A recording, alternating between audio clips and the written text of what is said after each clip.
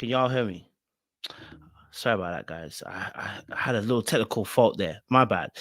So, guys, we got to it again. So, listen, I was so energetic. I was like, yo. Hey, guys, welcome to Little Blackbird 91. We're talking to you guys, obviously, about Ready to Love. We're dealing with this particular reunion, part one. It was a crazy, crazy episode. We're talking to you guys about your favorites, Janelle, Quinton, Jessica, Maurier. There was Chris. There was also Sierra, Habib, and so many other people. We're going to break a lot of these things down, but I'm not going to do it alone. I'm going to do it with some favorites of mine, and we're going to be doing it also with Seaway J, and hopefully I should have Sean on in a little bit as well. I might also open up the panel if you desire to say something. If you believe that you have something of worth to add, then why not why not we open it up? Open up the space for you guys to have your say as well. Trey Mac, I see you, bro.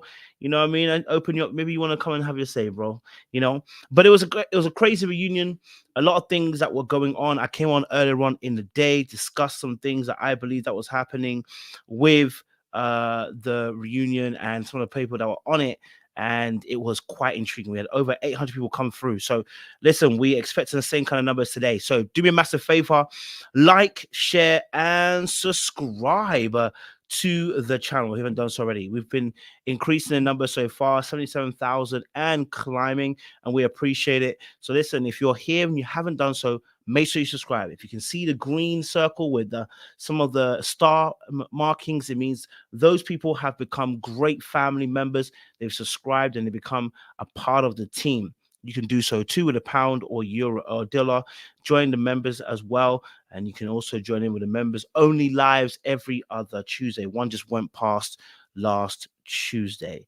And also as well, if you want to get involved, deeper core of the family, and two things. You can be part of the Patreon, okay? And you can have some conversations on Discord where we talk all things TV shows. Sisters, Zatima, 90 Day Fiance, Love is Blind, Ultimatum, Married at First Sight, all those different shows. You can discuss that on our Patreon as well. Okay. All right. And finally, if you haven't done so, why haven't you done so? We have some great merchandise as well. You might have seen me earlier on. It's keeping me warm, baby, because out there it's cold and it's dangerous. Okay. All right. Oh, the weather outside is delightful. So listen, go and grab your stuff. There's a link below in the description box. Grab your merchandise as well. Send them back to the manufacturer. It's there for you guys. Why? Because some people need to be sent back to where they came from. Send them back to their mama and their daddy. Okay, don't play with it. Don't play with it. Don't play with it. All right, guys, we're talking to you guys today about Ready to Love, and we're breaking it down not alone with some other great people as well. I will put a link in the chat for one or two of you guys to have your say as well. Again, keep it respectful. Okay, all right, because some of you I will add you, but I will leave you alone because some of you don't have to, you don't know what you're saying. You know what I mean? All right, cool. All right, link in the chat for you guys. Bada bing, bada bam, ba bam. Let's get into some conversation as well. Okay. Oh, Chile. I see you, Seaway ready to go, baby. 311 climbing. All right, cool. Let's get this going. Let me put that link. I'm gonna put this link in the chat, and I'm gonna pin it. You guys can be also part as well. Okay, I will get my camera in order in a second or two, guys. I promise you. Just need to, Okay. Let me see if I can get Seaway up. There we go. All right, cool. All right, yes. So, first thing, order of the day. I guess I'll ask some of my fabulous panelists. I see Jay as well now, so I see Jay's also joined, so we can get her involved. Let me bring her up to the stage. All right. Yes, beautiful stuff. All right, cool. So, the first order of the day to start having conversation about is straight away Janelle Tequila had this massive beef. Let's start strong. It turns into a fight. This is round two. After round one, we saw in the season. Round two, there's a massive situation where it goes from talking about feathers all of a sudden to feathers being plucked. with Janelle and Tequila. Want to get you ladies' opinion and thoughts on this particular aspect that happened on Ready to Love. Anybody can go first. Whoever feels like they're froggy, they can jump at this particular situation. Who would like to take it up on this? Hmm. Oh, y'all want to look at me like that? Y'all want to look at I me just like want to that? say, Seaway looks good. Okay, Uh, that's what I want to say. She you popped up both the look camera, and good, I by got the way. shocked. Okay, I was like, "Who is Face is this?" shining. You know what I'm saying? You looking good, girl. Thank you. My Mm. makeup is holding on from this morning, so shout Jeez. out to NARS. It's holding on strong. All right, Seaway, take it away from us. What's your thoughts, man? Tequila, Janelle have a fight. Second round again. They almost get into a swinging contest again. Talk to me. What's your thoughts? Well, it looked like they were gonna make it without fighting. That was the weird thing. They got to the point where Tommy said, "Did y'all have a problem?" Tequila said there was no problem. And then what's his face said there was no problem, and then they look like they were fine. And then they get backstage, the feathers start falling off, and all of a sudden there's beef. It's just a lot of unfinished business is what I took from it. There's things that need to be said, and there's things that need to be hashed out. I think in general, Tequila is very bothered by Janelle and them. Like in general, I think at this point, it's not even about what Janelle did, or maybe one thing that she did. I think she's bothered overall by Janelle and Jessica, and it doesn't seem like she's gonna drop it until she gets it off her chest. If they were dudes, I think they would just need to run the fade and call it a day. You know that moment, like you really just need to run the fade so you can drop it. Like, if we were back in middle school, high school, they just need to run the phase so they can let it go, because what it really just feels like at this point is stuff that's not going to get hashed out in words. It's not like one of those things that words can fix it. It's just they're both just mad, and it is what it is. But as adults, it's kind of awkward because that's just not conflict resolution, whatever it is. What do I think? I think Tequila is a little, she shouldn't get so worked up, or shouldn't allow herself to get so worked up, because at the end of the day, I mean, it's just going to lead to kind of chaos, and she's not going to get the resolve that she wants. But I also kind of understand why she's annoyed with Janelle, but I also kind of don't. You know what I mean? Like, it's just a little, I don't really understand. Because Janelle really does have a legit issue with Habibi. We cannot like Janelle, but Janelle has a legit issue with Habibi. And so unless I'm missing something, Tequila caping for Habibi because she has a good relationship with Habibi doesn't have nothing to do with Janelle. Janelle has her legit issues with Habibi. And Tequila talking about, they said protect black men, but she's speaking ill on Habibi. She's speaking ill on him because she has a problem with him, legit problem with him. So I don't know. I don't know, Coach. You can't. I don't know. I'm missing a lot. I don't know who that is. Someone can fill in the blanks for me. Maybe I am missing a whole lot. People can fill in the blanks. I feel like I'm missing a whole lot because the ish don't make sense. So I think there's a. I don't. I think it's interesting because the beef that they have. Obviously, we see from episode 1 or 2, whatever. Tequila's beef with Janelle is based around, I guess, the way that she's treating people, she says. But it's kind of weird because her explanation was that the way she was talking about the men, about I don't want to break down black men on TV, but then got into the ladies' lounge and was breaking down black men.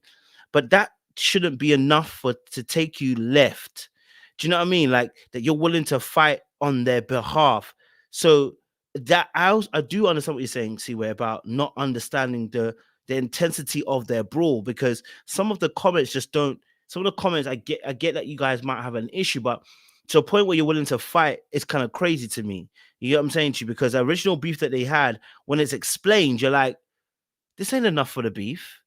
Like, this ain't enough for you guys to now want to be throwing handbags. So it's like, yeah, I get what you're saying. It does feel a little bit underwhelming in terms of the reasoning as to why these two have got to the place they got to. You know, it's almost like it's personal vendetta between the two of them, personal beef. And now, you know, it's spilled over. You know what I mean? Yeah, I don't know. It just feels like Tequila doesn't like who Janelle represents. And I think that it's like to me, it seems like an overarching big picture problem. Like Tequila, because Janelle represents maybe a well put together woman. She mentioned that she's of a slight lighter hue. She probably doesn't come off as abrasive as Tequila. And I think Tequila in general just doesn't like Janelle and her maybe mean girl aura, or maybe Janelle represents people who kind of look down on Tequila. It just seems like it's like one of those type situations. Like whoever Janelle represents to Tequila is really bothering her. And that's why when Tequila's like, when Janelle's like, y'all just don't like me, period. Like y'all don't like my aura. I do think she's right when she's talking about Tequila, because unless they're going to come up here and explain to me how this all has something to do with Habibi, that's just what I'm going to rock with, because I don't care what nobody says. Unless they left something out, what Habibi gave was not an apology. When they asked him what he was apologizing for, the man played in everybody's face and then pulled out his saxophone. He's not serious whatsoever, and neither was that apology. And he clearly did what Janelle said he did, because there was no pushback saying he didn't do it. And if he did that, that is very, very, very inappropriate. And I'm going to call a spade, because it doesn't matter what I think about Janelle as a woman, period. What Habibi did was inappropriate, and Janelle has a right not to like it and to state that was not an apology. So to me, this seems like a classism issue, a colorism issue, a mean girl issue. I think Tequila just doesn't like Janelle because Janelle has made her feel something about herself that was triggering and she doesn't like. Because when they were on the stage and she had the opportunity to explain to Tommy what the beef is, she chose not to and said they were all good. As soon as they get backstage, she's literally riling up, talking about, yeah, it's my feathers. I'm ready. You should have did that on stage if you could actually articulate what your beef is. So I'm not going to sit here, Johnny come lately, trying to dissect what their beef is, because she didn't take the opportunity to explain what the beef was on stage. She waited till she got backstage to want to nuck if she buck with Janelle, and Janelle nucking if she bucking back. So they just need to run the fade or grow up. I don't even care what their beef is at this point. Run the fade or grow up. That's all I got. 100% hear you. 100%. Jay, do you know what the beef is between Janelle and Tequila? Do you understand why there's such a heavy beef up until this point, to the end of the show?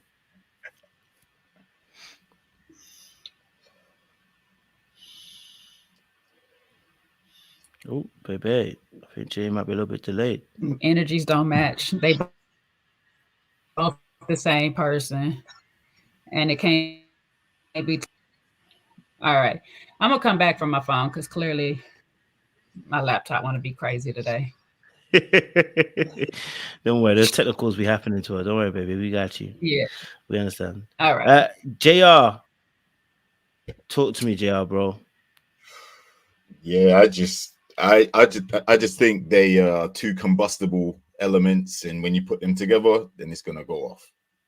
Like they're both quite hostile. They present in different ways.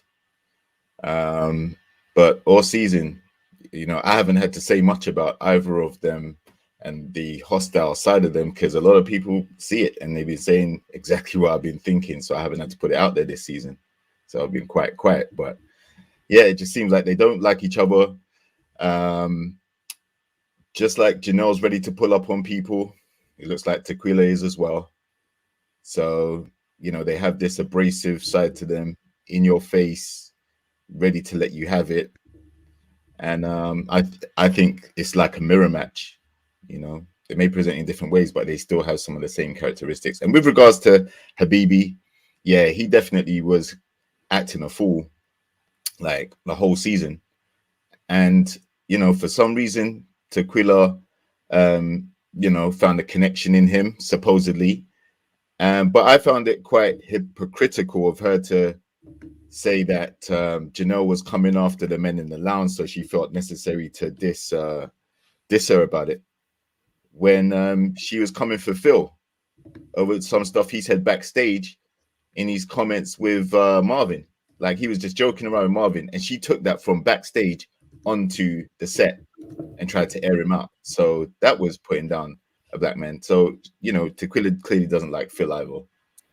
So yeah, this beef, it was bound to happen. It was unfinished business from when she was on the show before she got eliminated. And I wasn't surprised to see it happen. They just don't like each other, and they probably shouldn't be around each other too much after this, because it will escalate. Yeah, and you know what? Good points there as well, because I think what was key about that is, you know, Tequila does have this hypocritical stance, because she killed herself with that today. She talked about how she didn't like Janelle for tearing down black men, and literally tore down Phil. I mean, like, and I mean unnecessarily. You know what I mean? Like, he caught a stray, and I don't even think he was a stray at that point. At that point, it was like, it's shooting practice. You know what I mean? So for that, then again, goes back to Seaway's original point, starting off, what the fuck is your beef? Because if you're out here doing the very same thing that you're accusing Janelle of, what's really your beef? Then is your beef less about it being Janelle, and is it about the fact that you weren't chosen the same way Janelle was chosen? Is this a jealousy issue? You know, now I have to look at it differently, because I was like, you know, I felt like Tequila was, you know, I was on Tequila's side a little bit at the very beginning of the season. Like, you know, Janelle's mean, but I'm not. No, like, Tequila, you are mean as well. You mean as heck. Like, you know what I mean? You super mean. Like, you just took Phil and tore that brother down about something that happened almost 15 years ago, and used it as a battering ram in 2023. And you want to open your mouth and talk about there should be some, we want to make sure we don't tear down black men. That's an excuse that you used just to dislike her. So then that makes me say this, and I'll just say my final point. Maybe we'll talk about this later on.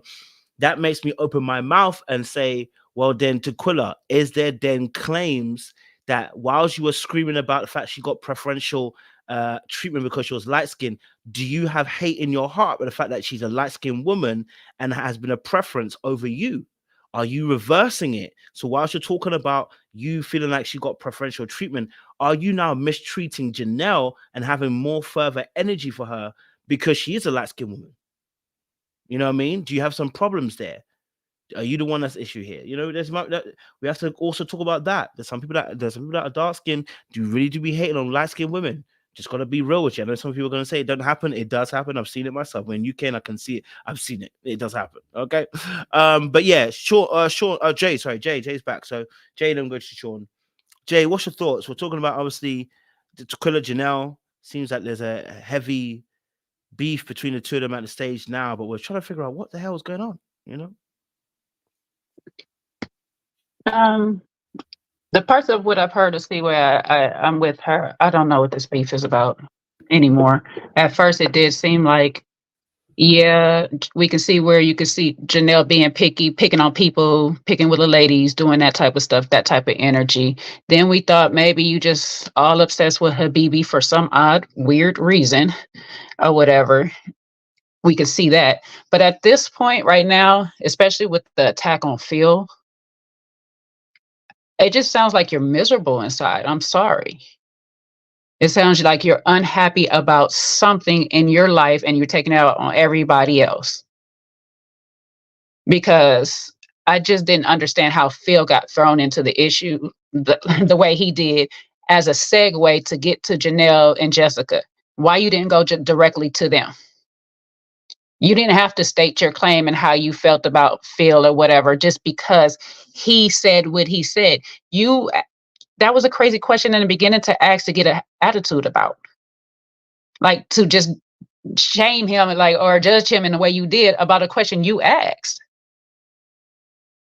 So when he's sharing his rest of his information, be it true or not, why throw that in his face? That's poor character on yourself.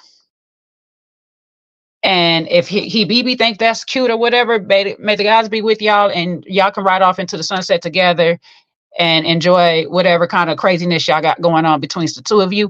But that's not a good character to have in any relationship, because you'll never be a safe space. That's for one. For two,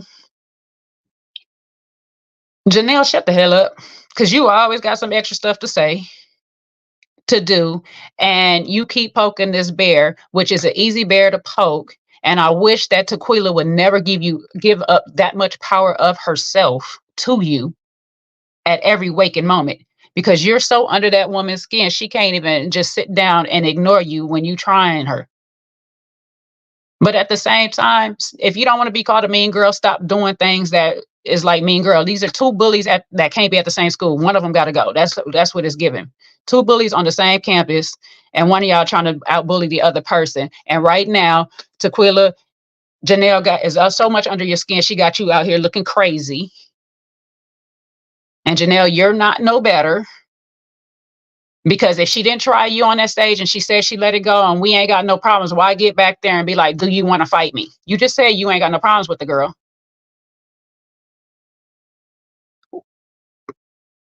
Just let it go. You ain't got no problem. She said she ain't got no problem. She don't want to state her claims on what it is, the issue, so we can all be over it. We all over it. Just let it go. So I don't know what the beef is. Everybody need to just let it go and move on.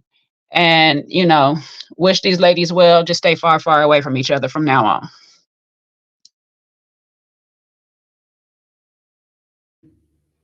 Love that, Jay. Thank you. Sean, talk to me, baby.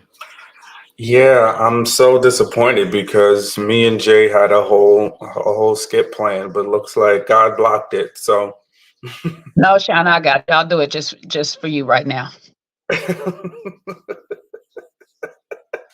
So listen, we gonna have a little bit of fun because listen, Tequila is not one to be played with. And I think, I know Janelle is knuck if you buck and she's ready to, show up in people's houses. But Jay, correct me if I'm wrong, that side to side sway, that's something serious. That's something serious. And I don't think you need to play with people when they get to sway inside to side. Don't play with the funny when they got a side to side sway. Yeah, if I see you with a side to side sway, I'm moonwalking out of the situation. Jay, did you put on the matching hair? Yeah, we had a plan. Listen, no, we good. We good. She is channeling Tequila right now, and she's rocking side to side. Don't talk to her. Don't address her. Watch yourself, because when y'all see somebody swaying side to side like that, I think you finna go in the other. You need to be finna go in the other direction. And Janelle, if anything, I tell you, she's nobody's fool, because that's why she waited to pop all that crap until she was backstage when Quinton, with his, big energy, was there to block her so she could fight from the back. She could fight from the back, like, hold me back, hold me back, hold me back, hold me back.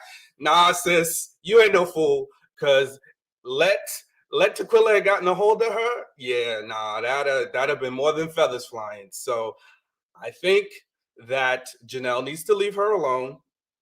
And on the serious end, I think Tequila's energy is more about the person. It's like, it looks like repressed childhood issues to me, like not being accepted, not being part of the in crowd. So she is triggered, right? She's triggered when she sees the Ready to Love cast all together, the folks, the people are getting shows. She's not getting shows left, right, and center.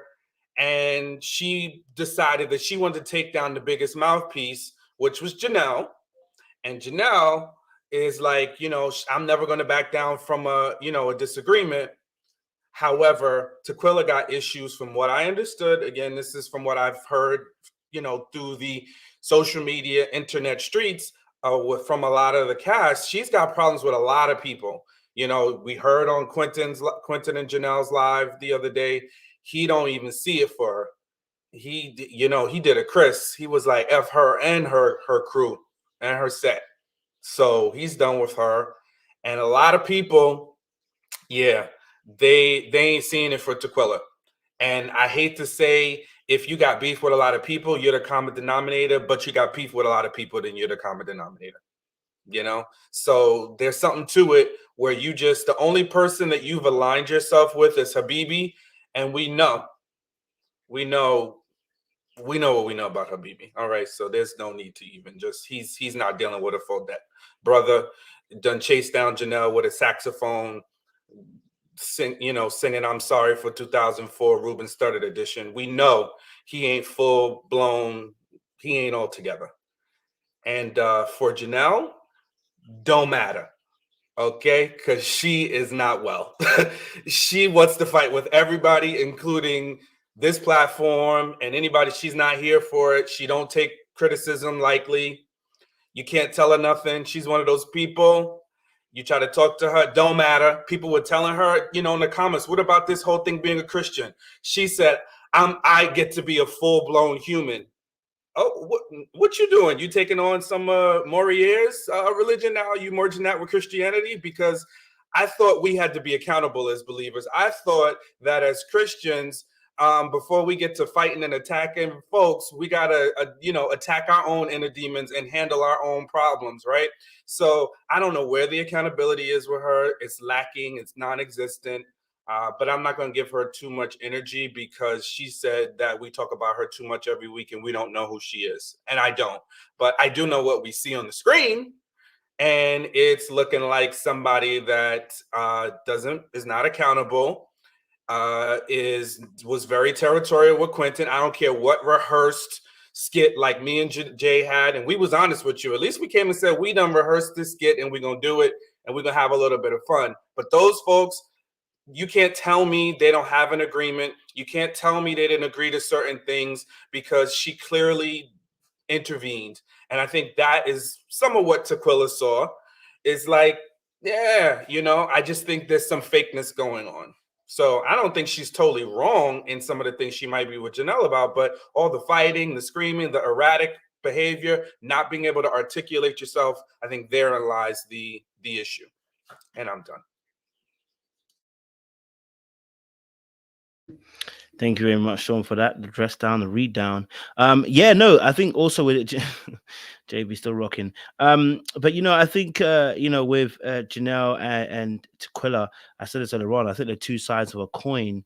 I think the interesting thing is that Tequila thinks. I think Tequila feels like she has some level of moral high ground when it comes to the beef with Janelle, and it's like, nah, sis, you on the same level as Janelle, you know what I mean? And Janelle is somebody who likes to pretend as if her fight isn't aggressive and it isn't disrespectful, as if she's classy with it. And there's some aspect of it which is classy, but the other aspect of it is just pure ghetto ratchetness. And baby, listen, it's okay. You know what I mean? You're out here to do damage. That's what you're here for. So I just want, I feel like both of these two, there's a little bit of delulu, a little bit of delusion involved. And yes, I too also saw that live where she spoke about the Christian thing. And I was like, sis, just be honest. It's not just that you're having a human experience. You can be honest about it. You want to behave in this particular way and you don't want to change it. And that's okay. You know what I mean? That's like me saying I'm for the streets and being like, yeah, Jesus said I can be for the streets. No, he didn't. I'm choosing to be for the streets, and Jesus has not agreed to that particular behavior.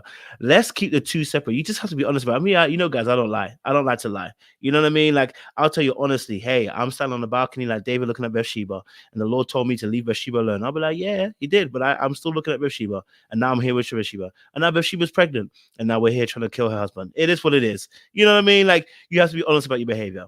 Yeah, I know you're looking at me like it's crazy. I'm just saying, you got to be real about your particular issue. Don't try to make it as if I'm a human. I'm only human. Like, no, sis, be honest with yourself. You live on the edge and you do a lot of mad things from that edge. And so just be honest about your behavior. Okay. And that's why that person was calling you out about your Christianity.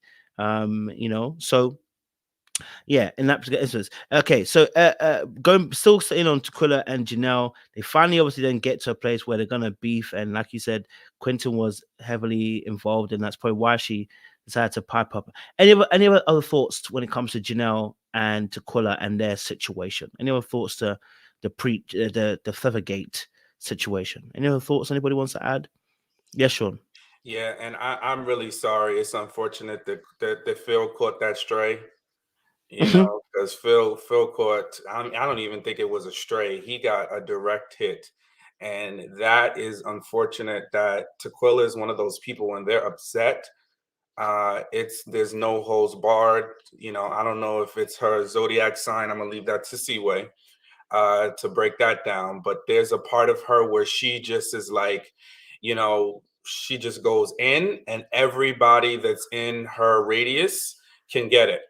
And, really very unfortunate because Phil seemed to be pretty much unproblematic, I think. But again, that, like what I mentioned earlier, when people have like unrepressed childhood issues are a real thing. So if someone was bullied, if someone had instability at home, if someone just had an uncomfortable situation with their siblings where they were never really seen, if those things aren't healed, and a lot of people know this. I'm not saying something that's like, oh my God, it's like, late breaking. But when you don't get those issues healed, when you don't work through them, they come out in your behavior. And I think like her not being selected, her not being liked or chosen and then eliminated has a lot to do why she just lashes out. And again, I think that's why she was so drawn to Habibi, because he seemed to like her for his own reasons. And she just latched on to that because it's like, it's finally somebody that really likes me and sees me, right? Because maybe she doesn't feel seen. Maybe she doesn't feel like her beauty has been appreciated. So whatever it is, she's got serious issues. So I really hope she deals with those, because Phil didn't deserve it, and I feel bad. The poor brother. He got a little bit of the broke narrative, although it's a little instability going on there. But I don't think it makes him broke. I don't think it makes him financially not doing well. It just means there's questions that are kind of hanging in the atmosphere out there. So very unfortunate that she had to go at him like that, because he didn't deserve that. The smoke she really has is with Janelle, right? That's her main nemesis, and she just needs to keep it there because Janelle can handle it. She clearly can. And I think she just needs to keep her energy focused on one person and not try to be, because it's like I think the last thing is, I think when somebody tries to be liked so much and tries to be accepted, it almost becomes when you view yourself as unacceptable, because that's the part where you need to work. Because when you are still dealing with that hurt, you actually feel what people feel. You feel like you're not good enough. You feel like you're not attractive enough. So you carry that feeling in your subconscious, and then that's how you move. So then people really who could be drawn to you aren't, because you're not giving out warm, welcoming energy. You're not giving out energy of confidence. It's the wounds and the hurt that you're dragging around, and people can sense that. And a lot of people don't want that energy around them. So it's like it just becomes a self-fulfilling prophecy. So that's why I feel there's part of me that hurts for her, and then part of me is like, sis, you got to get it together, because you can't just keep lashing out at everybody. You got to deal with the work. You got to deal with the root cause, because the real root cause is not Janelle. It's not. As problematic as she may be, Tequila's issues have nothing to do with Janelle. They have nothing to do with anybody else on that cast and production. They've all been in interactions with each other for too short of a time frame, right, for her to be that explosive, and her problems are directly tied to theirs. They're within her. And I really think she has to do some work to see what's dragging her down. And that's that. I want to know what Phil did to production, because they hate that man. Why do you say that, Seaway? Because they want to make him a Dusty real bad. Like, they air everything that shows him in a Dusty light. They aired all Tequila's headshots at him.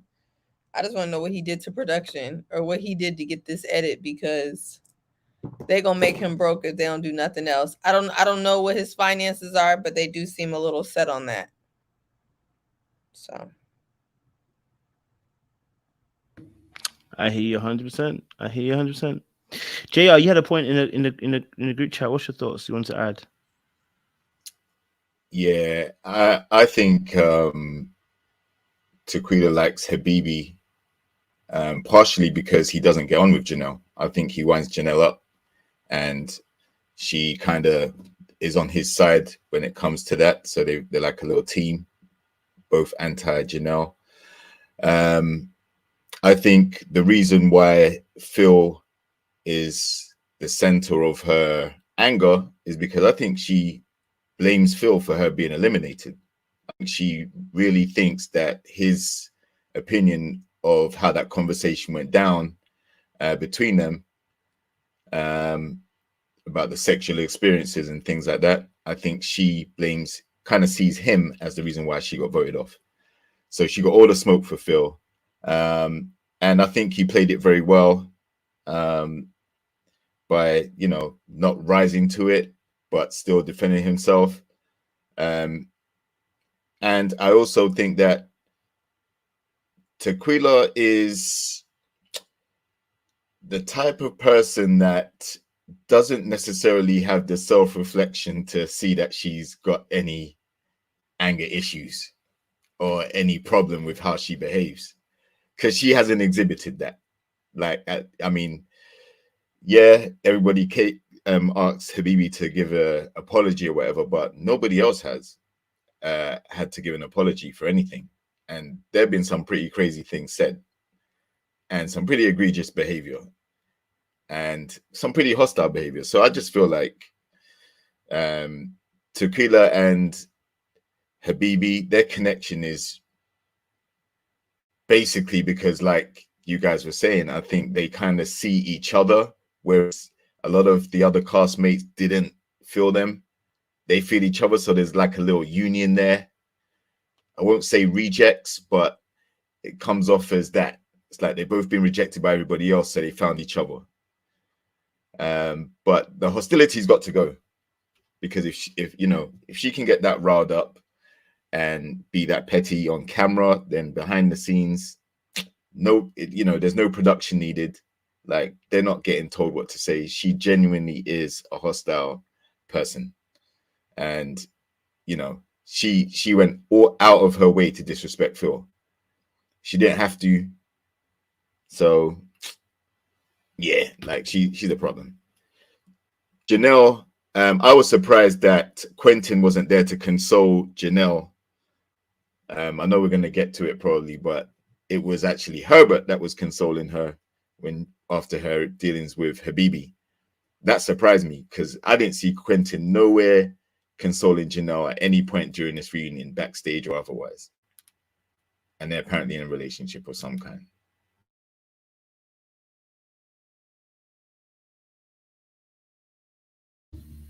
Thank you, JR. Appreciate it. Since you brought it up, we can talk about it as well. Obviously, the Habib Janelle situation, which went a bit crazy. Habib was seemingly, and I'm going to say from my perspective, but I would love for you guys to chime in your particular viewpoints as well. Habib was talking to both Sierra and to Janelle, and it didn't go the way it should have gone from my perspective. It didn't end the way it should have done.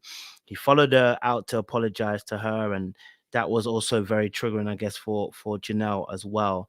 I want to give you guys perspective. Habibi, what he did with Sierra and Janelle, is it that deep? You know what I mean? Is it really that deep? You know what I mean? Like what Habib has done.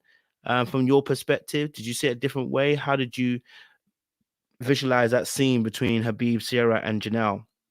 I'd love to get your perspective, because I know Herbert did get up and have a conversation with Janelle. I was wondering where Quinton was. Maybe he was in makeup or the toilet, but he was nowhere to be seen. You know what I mean? All those muscles were all missing, baby. Okay, probably trying to turn Super Saiyan 2 in the toilets. Who knows? But I want to get you guys thoughts on on that particular issue.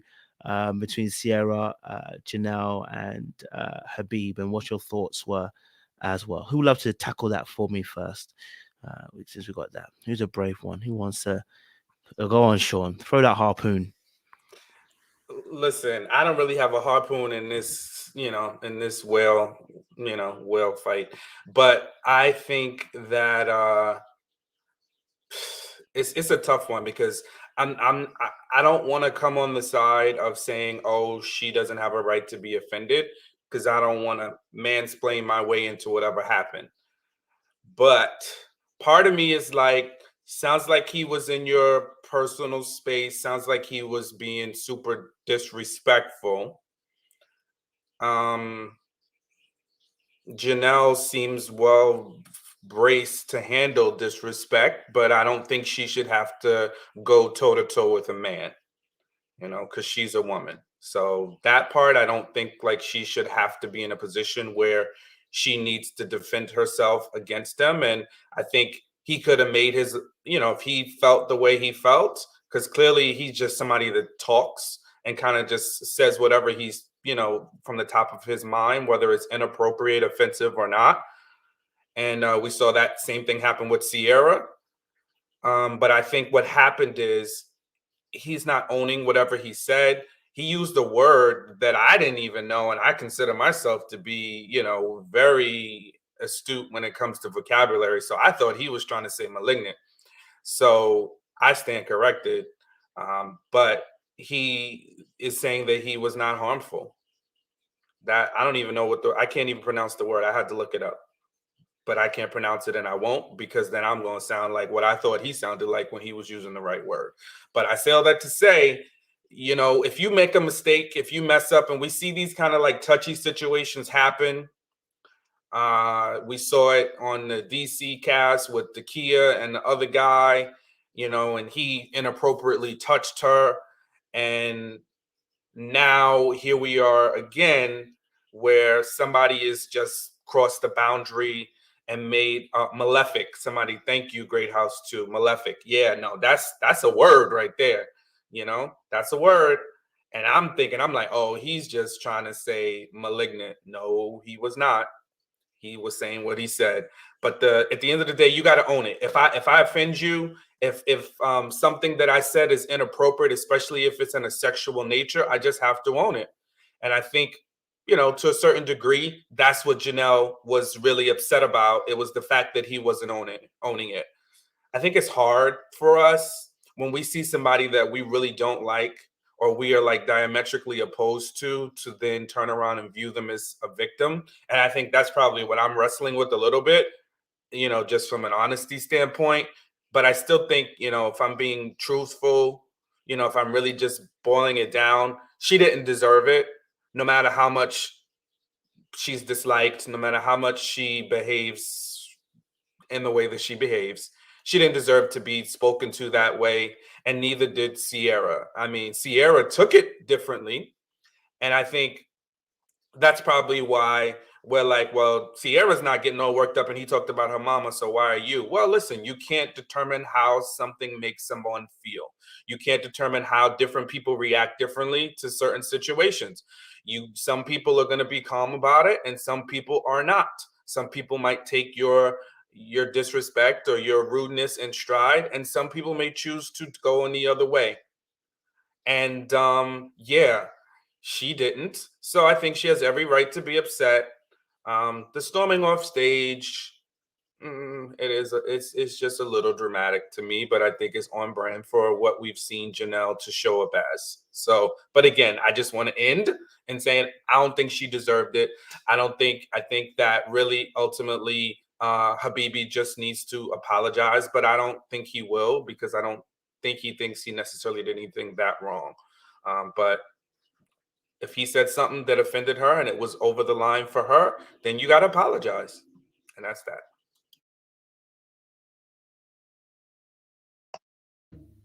I'll jump in because I'm not going to be too far from what Sean's thoughts are. I'll start off in the case of Sierra because it's a little bit easier. She didn't take it as a joke. She said she didn't take it as a joke. Told you right then and there, don't play with her mama. Just correct yourself. It's that simple. Just say, I apologize. I meant it as a joke. I'm sorry that you took it that way. That was not my intent. It was not supposed to be this. Instead of trying to deflect and say this other, most mamas and parents project themselves onto their kid, that ain't got nothing to do with the situation. You spoke ill against her mom. She felt some type of way about it. Just say, my apologies.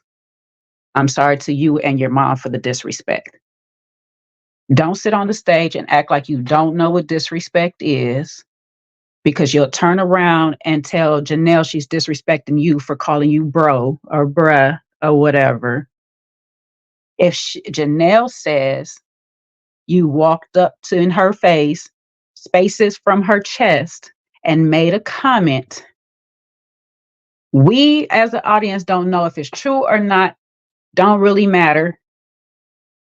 She didn't accuse you of assault. You didn't put hands on her. You were just really, really close to her and said something offensive to her. Just apologize. It's not going to make you look any type of way other than I didn't mean to offend your personal space.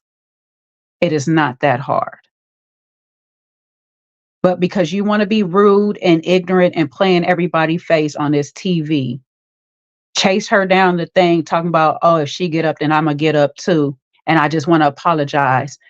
You already said an apology and then 5 seconds later didn't know why you were apologizing. Just hear her out when she's saying, this is what you did to me. This is how you offended me. And from there, actually acknowledge what she says, take it in and say, I'm sorry, sis.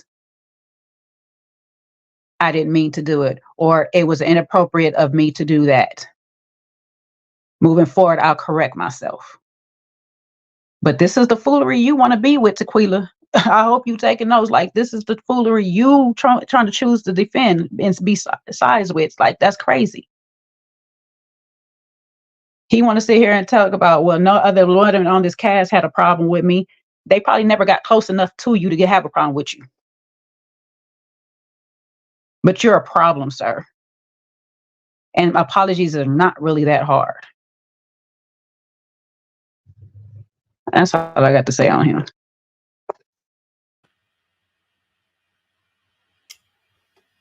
Yeah, I think Habibi is a troll. Like, I think he definitely knows what he's doing. He knows what he's saying.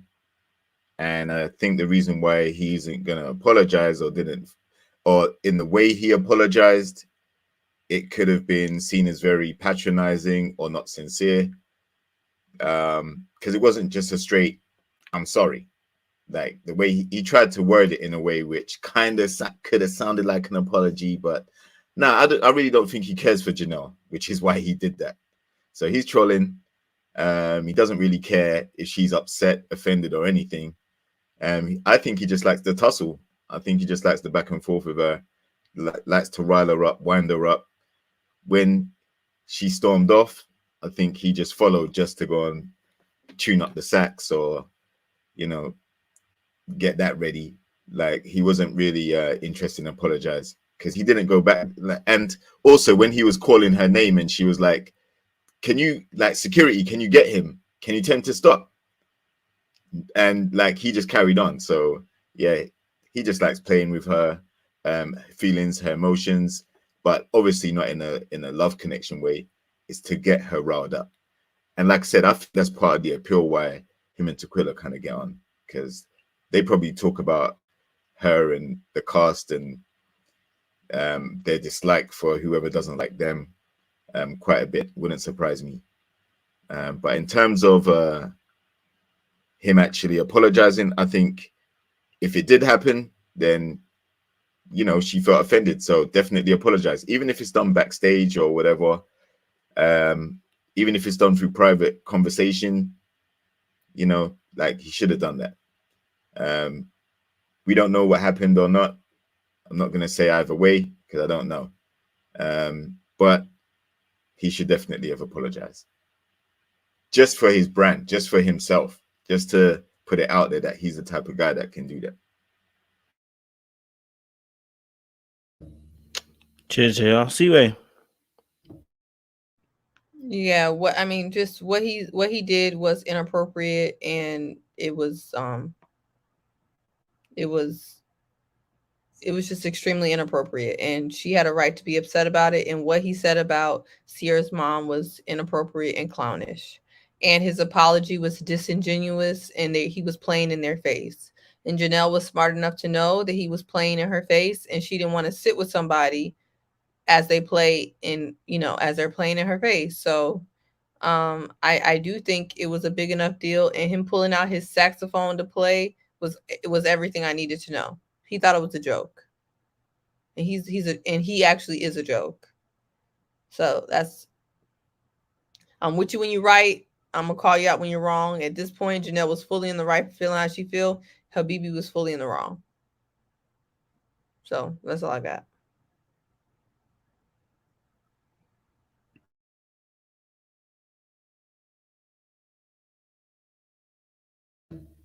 Sorry, yeah, my mic was not opening. Yeah, no, definitely hear you guys as well. I think, with Habibi's situation, I just think to myself, a simple apology can really assuage a lot of the mad issues you're facing. I personally have a much more damaging kind of opinion of Habibi after this Janelle situation. And don't get it twisted. I mean, Janelle has her own issues that we've spoke about with even Tequila and her own behavior that we don't agree with. And I think Habibi is just as disrespectful and dangerous in his behavior, because it wasn't just this that we saw on the show. We saw also those questions that you're asking, those dumbass questions. You're going to cheat on me with your partner. If you had a partner, would you cheat on me with them? I think he spoke about sex at one point too. It was just nuts situations like that. Habibi likes to live on the edge.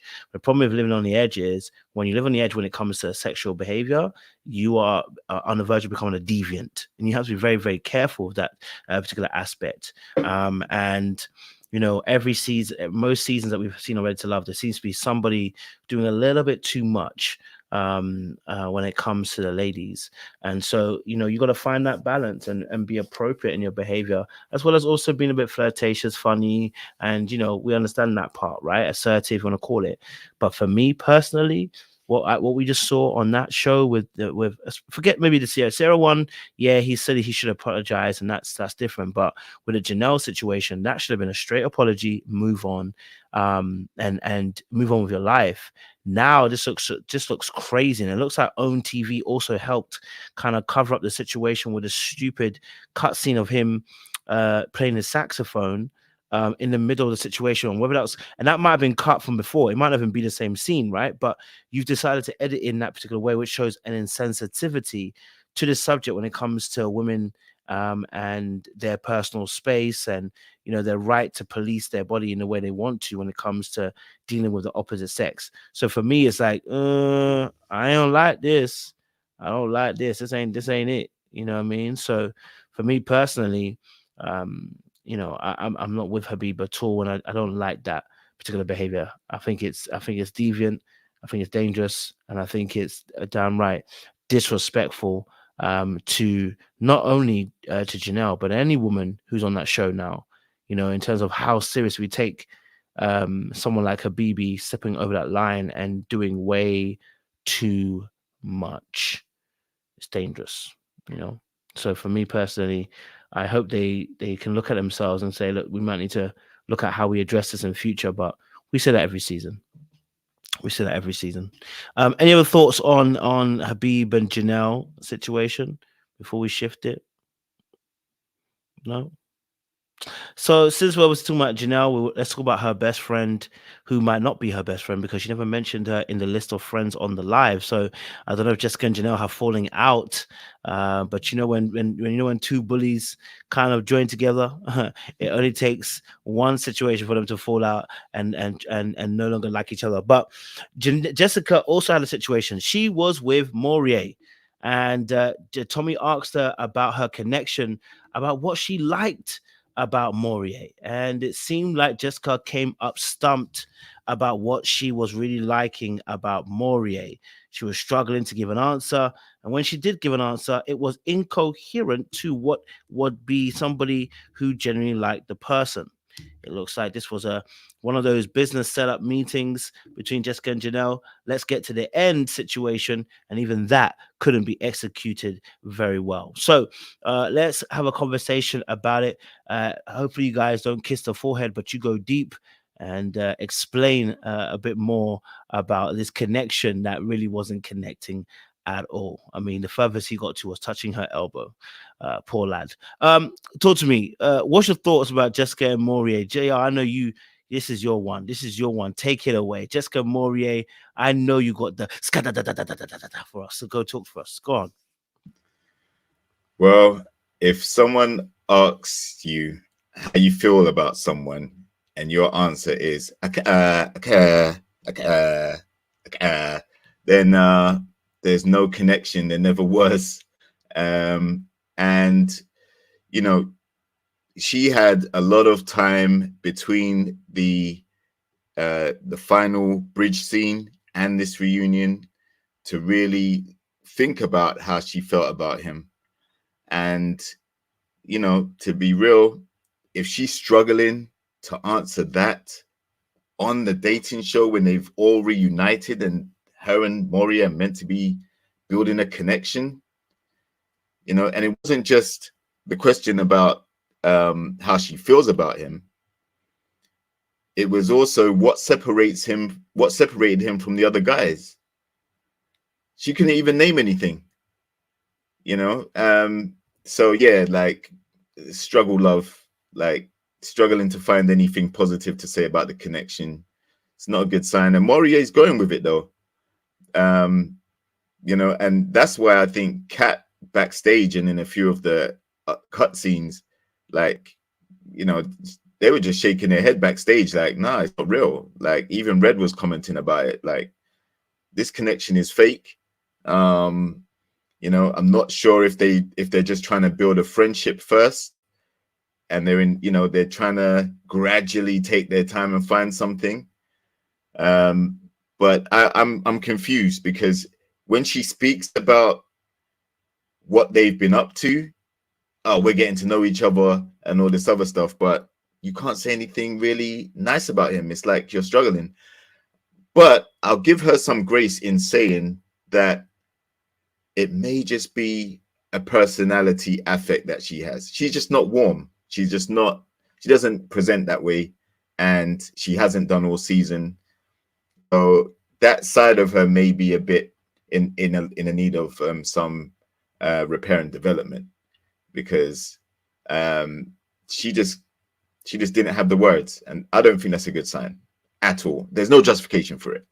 Like, you've been through this process. That's the person that you chose on the bridge. You both in agreement that you chose each other. So I don't get why you can't think of like things to say about him that are positive, nice, and why you're attracted to him. Here's my thing, right? It's clear that there's no real relationship there. I don't know if there's a friendship there, right? But it's clear that there's no real relationship there. She couldn't even come up with anything to answer Tommy's question about why it was Maurier over everybody else. All she really did was kind of shade Chris at some point and, you know, whatever. So my confusion is, and I really just don't understand this. Why would Ready to Love is somebody like Jessica? What does she have to gain? And what does Maurier have to gain by keeping up this charade? You know what I mean? Like, I don't understand this. They're not getting super paid by their own admission. There's no prize money at the end. I don't see how OWN is helping their career, especially Jessica's. I don't know what it would be doing for Maurier. So my thing is, I just don't understand what they're gaining by keeping up this facade. Y'all say publicity, but I mean, isn't she gonna get the same publicity by going on there and telling the truth? Like, when this is done, it's done. We're not looking for him, you know what I mean? Like, I don't know. So I think it's pretty clear that they're not together. But what I just don't understand is why. And maybe somebody will be able to explain this to me at some point. But it just doesn't make any sense. They have no romantic connection, and it's not just her personality. She's not a very affectionate person. There's lots of women like that who aren't very affectionate, but she just didn't even have anything nice. Like, she had nothing to say about him. And Maurier left a cat on the bridge to do this with Jessica. What sense does this make? I don't know. I don't get it. At this point, I don't get this whole show. I'm really getting confused.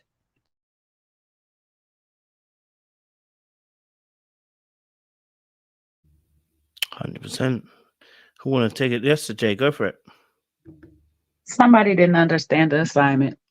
Somebody didn't get their script before, you know, the call times or whatever. Something just didn't go right. First of all, their outfits is clashing. So we know y'all not a couple because y'all don't even know what the heck y'all gonna wear. Usually they somewhat matching. You know, somebody talked with somebody and said, hey, what you putting on, what colors you wearing, so we make sure we not too far off because we still presenting as a couple here. Y'all not even working on a relationship. Y'all working on a friendship. Y'all could, as friends, y'all not even communicating. This is crazy. At least y'all could be that, but y'all not even that. Y'all left the show, and I know y'all ain't talked to each other since. So I'm with C-Way. What was the point of going to the end other than, I'm going to say it, alliance? Okay, I'm going to go there. Alliance. Whether you thought Kat was going to choose herself or not, Maurier, you sitting with Jessica just made you look crazy as heck. Okay, you made it to the end, yes, but for what? I hope your woman is out there and she's seen you and she wants you, I guess. That's what it is.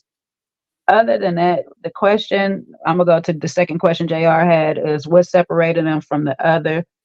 The only answer she can truly give, honestly, of what separated it was at the house, she ain't had nobody else left. And that's what she said. By the time at the house, she ain't had nobody else, so she just rolled it out with Maurier. Oh, my days. What the heck is happening? I hope that y'all actually get something like out of this, because this makes absolutely no sense to have yourself subjectively tied to somebody by the end of the show. So if y'all want to continue playing the charade, when somebody that's supposed to be for you jumping your DMs, because they are, now you're going to look like a cheater. Y'all crazy as heck. Why don't y'all just get up there and tell the truth? We just made it to the end. We said I do, but after that, I ain't talked to this man no more. Or at least make up a good story, and so we could be entertained like last season with the gift giver and the high pants boy. You know what I'm saying? After that, this was a plumb fool. Like, you had no idea what you was going to say to these questions asked. You couldn't give this man one good compliment. Like, he made some good chicken at least. That's why I chose him.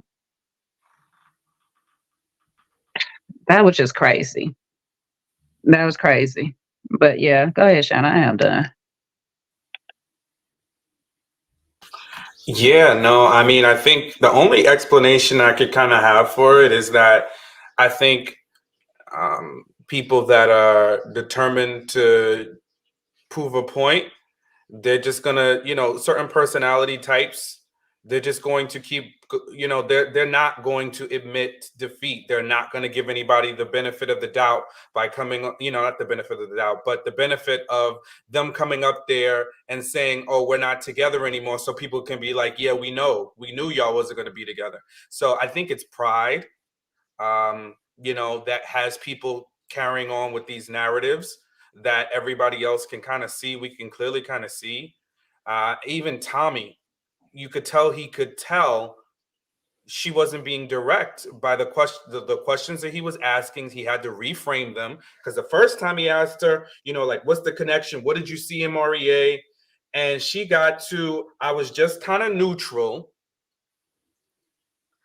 And then he was consistent and we had deep conversations.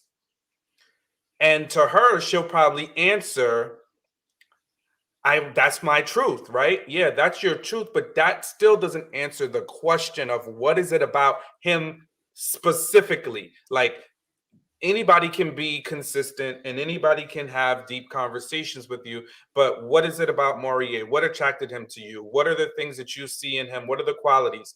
And to be honest, she's being honest, because that's all she could muster up. Because they're not aligned. I'm sorry.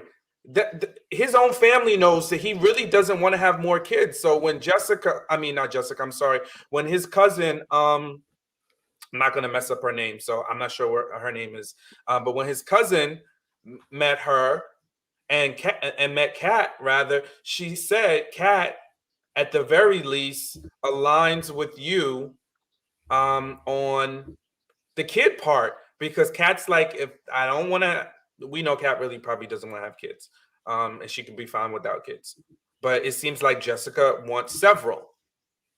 And Maurier doesn't. So that's a major thing. How can we be together? What are we building towards?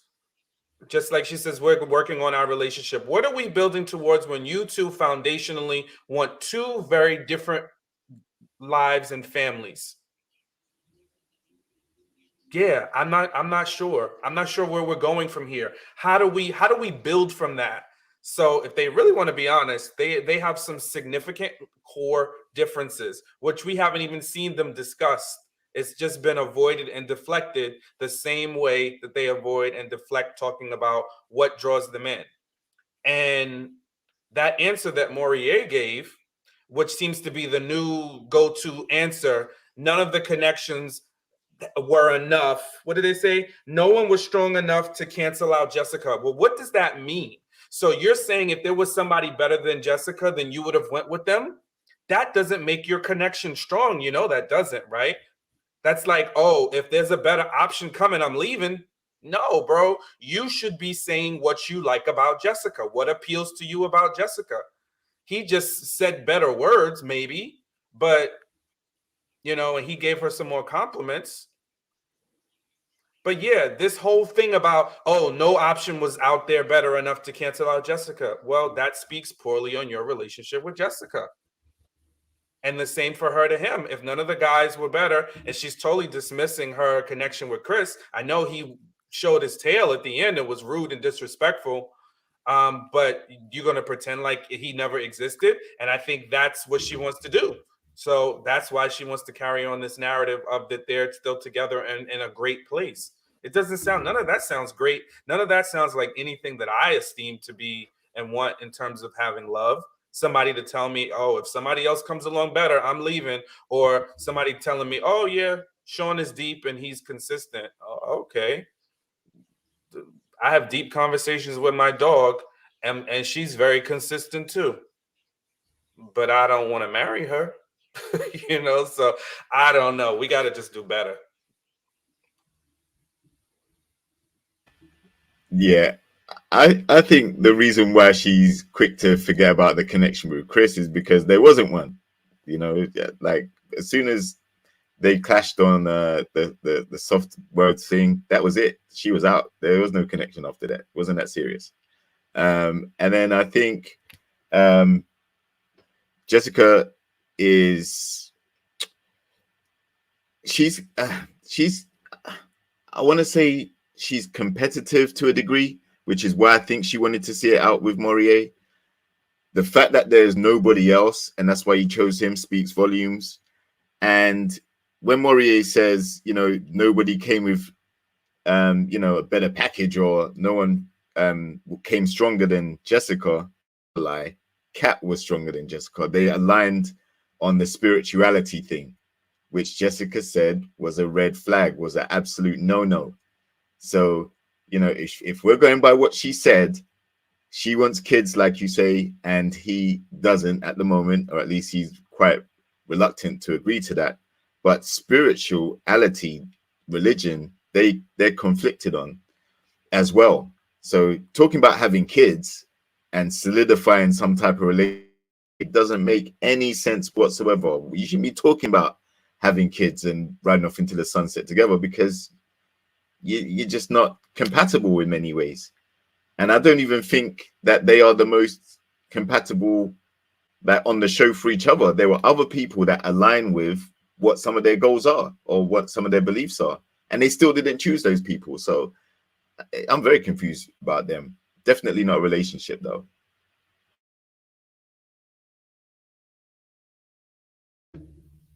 I'll just say Yeah. it's short and quick. I was just gonna say this to both what Sean and JR just said about Maurier's comment of he had nobody better to choose from, or something better came along than Jessica. At least you would have got a friendship out of Kat. You ain't even got that right now. You working on that, bro. Like, how is this the best relationship and you ain't even got a friendship out of it? Like, Kat would at least been your friend. Like, bro, this is comedy at this point. I'm sorry. Let me get off.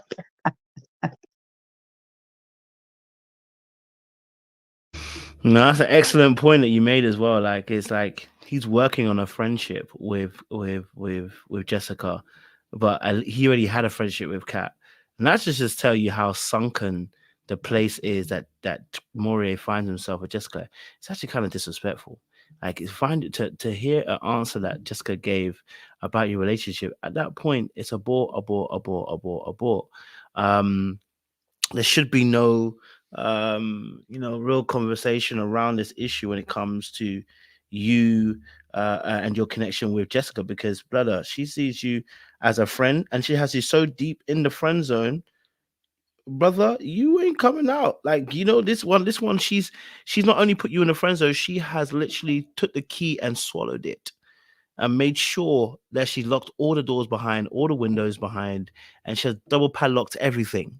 Okay, just to make sure that you ain't getting out. So it's kind of deep that happens between yourself and Jessica, and it's actually like really and truly you have to really deep it. Like, yo, to be honest, you're actually suffering being in this position because you're not getting what you really want. And that's the lie that we tell ourselves to try and hopefully stay in the game. And it's like, bro, I'm gonna be honest with you. You are trying to stay in this game longer than you actually need to. Okay, you're staying longer in this game than you need to. And actually, in reality, I'll be real with you. You're not gonna get what you think you want to get. You're not gonna get any benefits from this friendship. You're gonna keep getting disrespected because that's the position she has you in her particular life. If she could not come on the stage and lie enough about her connection with you, she don't care about you enough even as a friend. At least you two could have lied, and she could have lied and be like, you know what, he's great. You know what, he cooks well. He's a lover. He's a big friendly giant. I love being around him. I love the fact that when he sees me, he makes me feel loved, cared for. She could have told some stories. She didn't even bother doing that. She didn't even want to bother doing that. So what kind of friendship do y'all really have?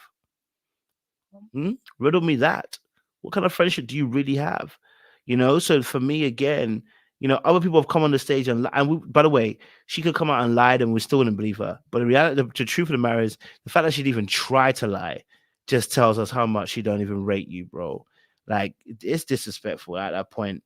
It's disrespectful. So yeah, not really read it, and I'm like, yo, it's political to see that situation.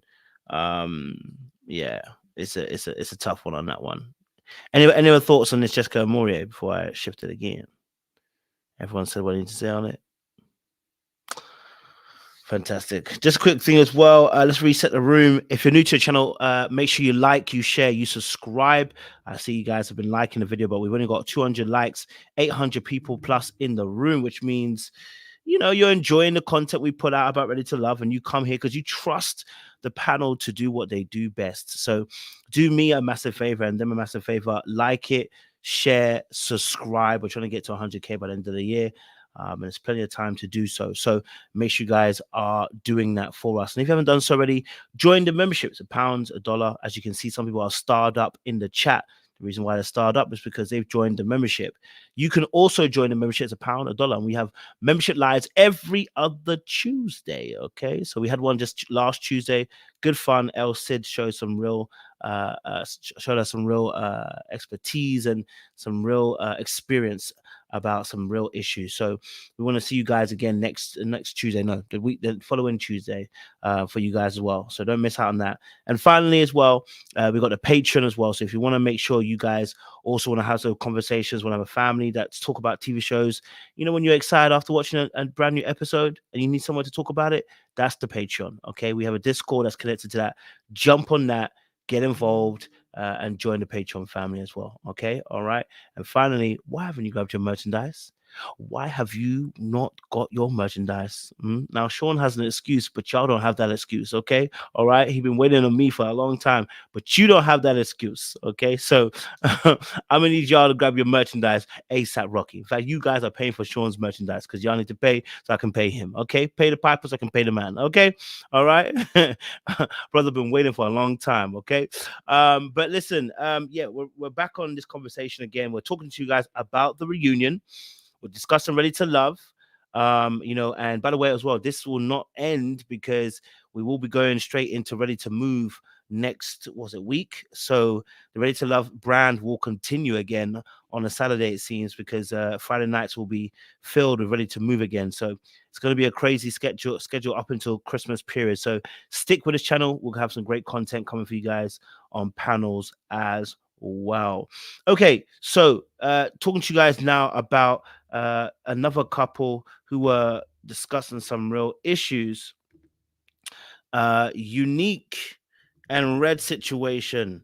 That was a conversation to behold.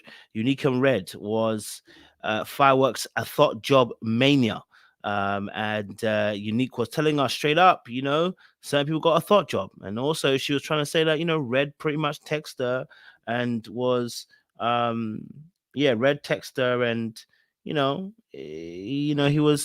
was quote unquote doing too much at that point. So I'm gonna ask you guys to give your opinions on that. Just a quick thing as well. I've just been on Instagram, I've just been snooping, just snooping while I was talking about here. I had a look at Janelle and who she follows. By the way, she does not follow Jessica at all. So it's not a part of our mutual friends. But I double checked. I went into Maurier. Maurier is still friends with Jessica. So something has happened with Janelle and Jessica. Maybe, I don't know, maybe something popped off between the two of them, but I saw that they're no longer friends who I both follow. So I said, my, I wonder what's happened there. I wonder what kind of beef has taken place on that particular situation. And let me just double check. Let me see if Jessica's following. No, it looks like Jessica also is not following Janelle as well. So the news and the tea is piping hot this evening. In fact, Jessica's not following quite a few people, actually.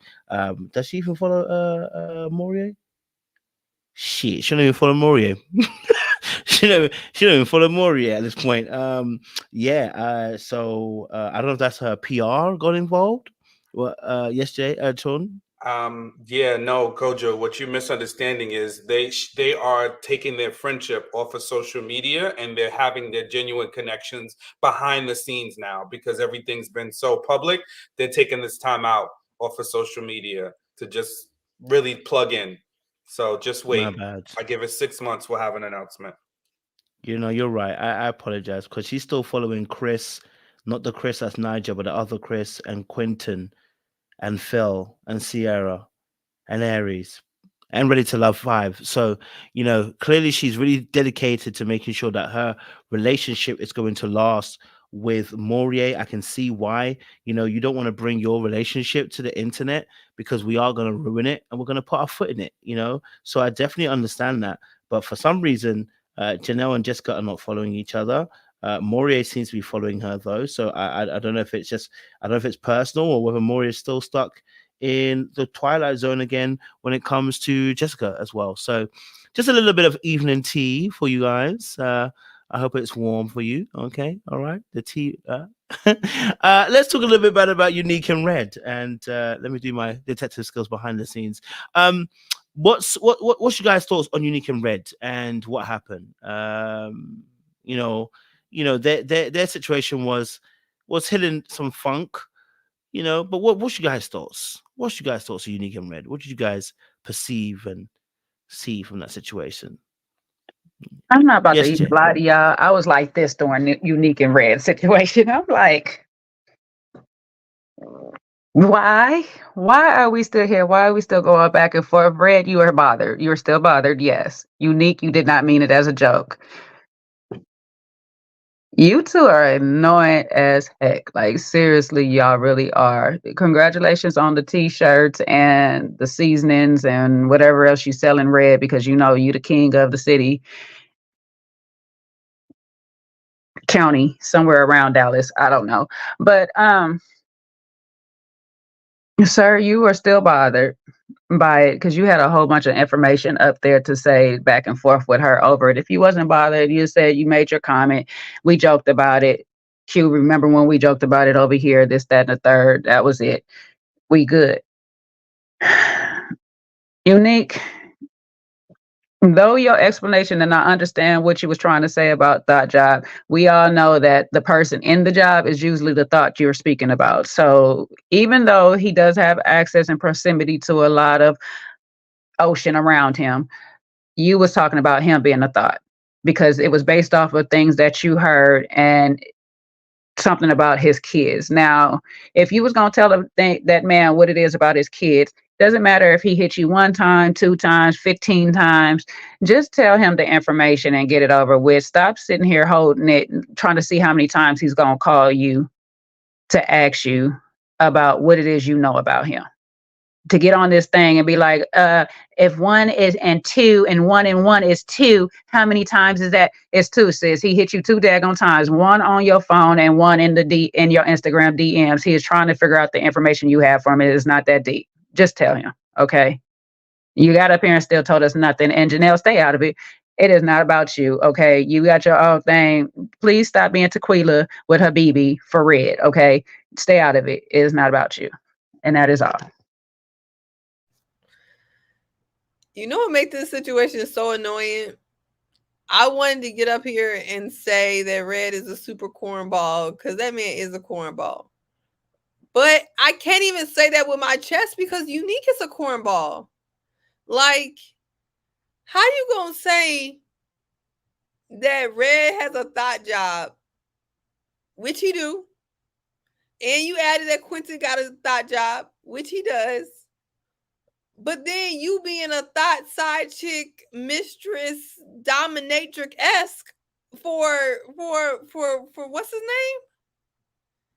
Then he left you for another dominatrix BDSM chick? And you talk about you like it spicy and you like this and that? It's the walking contradiction. Like, you was, not only were you down with all of that mess that what's his face wanted to do, down to the BDSM Pornhub of it all, but then you was okay being a side chick to his main or the number 2 to his number 1 and they polygamy situation. So, and it don't even sound like you were like a legitimate number 2 in the polygamy, like everybody was okay with it. You sound like you was a number 2 that was trying to be a number 1, which is like the worst type of chick because you trying to come into the situation and you're not even following the rules. So now, like, aren't you embarrassed? You should be so embarrassed that you shouldn't even have the energy to say nothing to Red. That's my thing. Unique done kissed this. I know we ain't talking about this right now, but this is all relevant. Unique done kissed this man, the BDSM, Mr. BDSM, on the show, and then she let him eliminate her. Then she didn't have enough. She wasn't done at that point. You would have think she would have enough embarrassment. No, she decided that she was gonna bend the block. Thank you, Marvin. I can't remember that man's name. Then she decided she was going to bend the block and be the number 2 sneaky link to his polygamous situation. And then she got left again twice. So you would think after all of that embarrassment, she would not have nothing for Red. That's what I would be quiet. Because regardless, Red is a cornball. Red has a thought job. I don't even think he ain't even got the juice to be a thought. He ain't even got the clout to be a thought. I don't even think he got none of that to be a thought. I don't think that man even able. He's not able. But if he was able, he probably would be a thought. But definitely Red just talks a whole bunch of talk, and he legit in these streets. If that's what the king of Dallas look like, then Dallas ain't hitting on nothing. So I'm just going to believe that that's just not true. But Unique chasing Marvin really wanted, like, this is why y'all need to be talking to men in these men's panels. I don't know what father did not love Unique. I don't know what love she did not receive, but that is the reason why you love your daughters. Love your daughters so they don't be out here acting like Unique. Please. And Red not taking care of his kids ain't got nothing to do with nothing. Him not taking care of his kids ain't got crap to do with him being a thought. That just makes him a deadbeat. See where you did everything but call her your favorite word. No, she's not even being a pick-me. She's being desperate. That's not even, I don't even know. I mean, I guess she's being a pick-me, but like not in the way. You ain't see her with Chris either? The other Chris 2.0. What was she doing with him? Smiling up in his face. Yeah, she's trying to get picked, but it's not in the way that I be calling people pick-me's. Like, yeah, she's like, yeah, she has the low self-esteem of a pick-me, but the focus really is that because she doesn't want to just be picked by anybody. She has select people that she wants to be picked by. So yeah, she gets pick-me teased, but her low self-esteem is directed towards certain things. And I don't know why she wanted to be objectified and she wanted to be treated that way by Marvin. And what about Red made her go as hard as she did?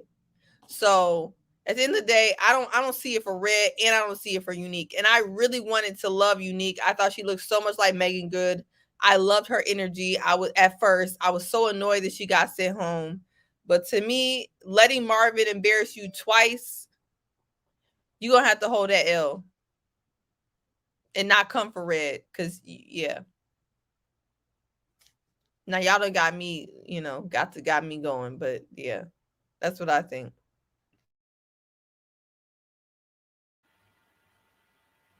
Yeah, I think Unique, not only did Marvin choose to go another direction after they kissed, but even after the show, she said she went to one of his shows, like she actually went to one of his performances or whatever as well.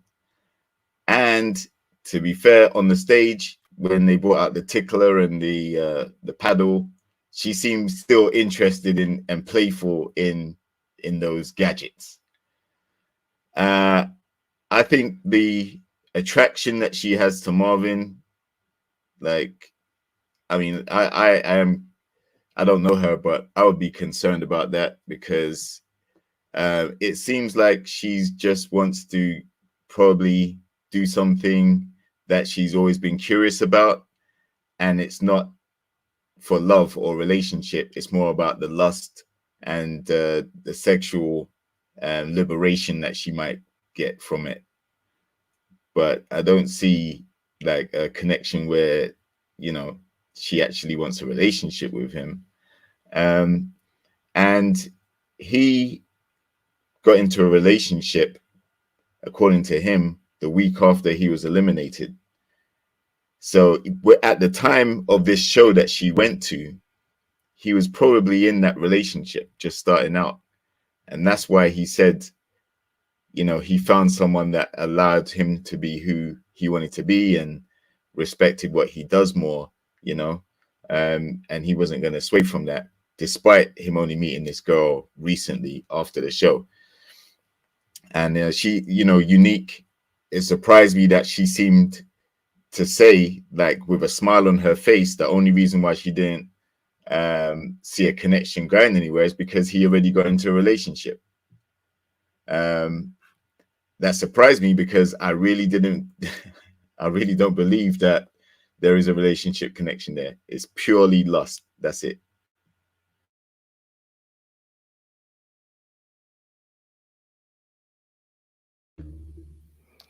Yep. Who hasn't spoken on this? Unique and Red. So was Sean or Jay in it? Yeah, go for it, Sean. I'll go. Yeah, I think that this is just another example also of somebody just something gets dragged on longer than it needs to be than if you just apologize, you know what I'm saying? Or realize that you overspoke. But you're gonna keep going with the narrative. You're gonna like kind of, well, I don't think Unique said she apologized, but we never felt apologetic behavior behind the comment. So yeah, I think it's just one of those things. Look, can we normalizing apologizing when somebody says you offended them or somebody says they don't like what you said? I think we just need to normalize it. Like, you don't have to agree with it. If somebody said you said something that offended them or that they didn't like, how about let's just normalize, we have all these words that are not good words to say, and we got to avoid it. And these words are not good words for the Black community. How about when I say something that hurts you, offends you, bothers you, and you bring it to my attention, how about I just apologize? Like, apologies are free and ever flowing. Can we just apologize? And like, that's to me what dragged this whole thing out is, look, she was offensive to him. It kind of minimized his career. He's saying it doesn't matter, but it kind of matters. It's like he wants to put it on T-shirts. He wants to put it on a website. So he's really still bothered by it. And now you said you apologized, but now you want to talk about his children and his relationship with his children. All right, ma'am.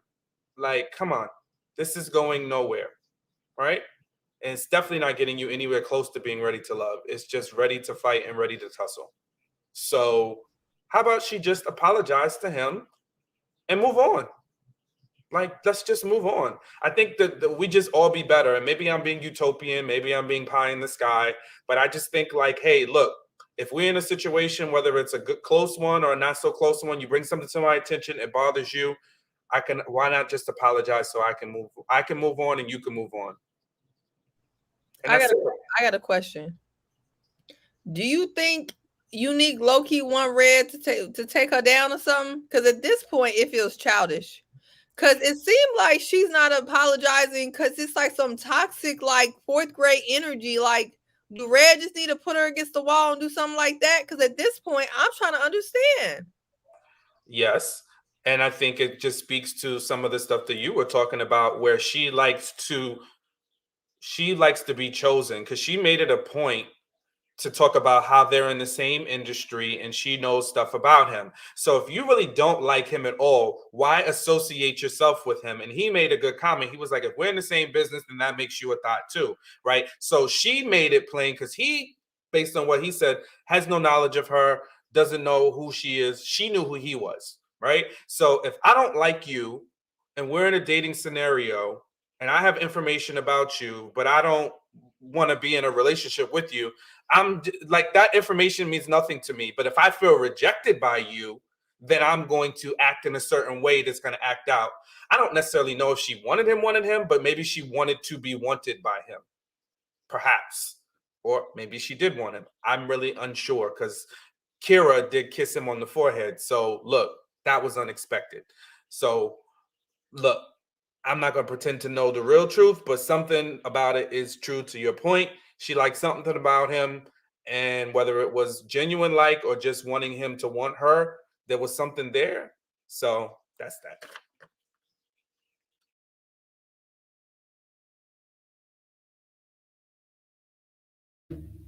Jay, I just want to add on to that. I don't spoke on these people already. I'm done. Go buy Red Seasoning and find that URL that Unique paused for. Please support the brother. Listen to Dunya. Support that Since king. go, sorry, go for it, Jay. Go for it. Support that king. Support him. He's making movements, and we love to see it, brother. Continue. Let him continue. Since we're talking about Red, let's move on to Red. Red, Janelle, and Quinton. I don't know if you guys saw that part. Red said that, you know what? Janelle knows where the home is. Now, Quinton looked like he didn't know what was going on, but he probably going to tell us that he knew that Red was going to say that because his crystal ball told him that, you know, Red was going to say that comment, and he knew that, you know, Red and Janelle are still talking after the show, even though he looked hella confused.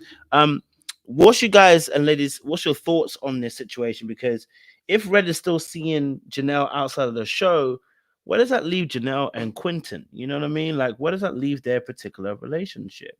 Love to get you guys' thoughts on this Don't situation. matter. Oh Lord. That was the time and shot. Don't matter. Oh Lord. And I didn't see that part, so don't ask me. I must have skipped past it. I seen that part. See, where you need to go see that part because Quentin's face in that part was that was a gif right there. You need to see it. His whole face dropped. If he was faking in the men's lounge about Lee leaving, child, it was the same look he gave about finding out Janelle and Red still in communication with each other. Okay, I'll check that out because I sure didn't see it. So crazy, trust me.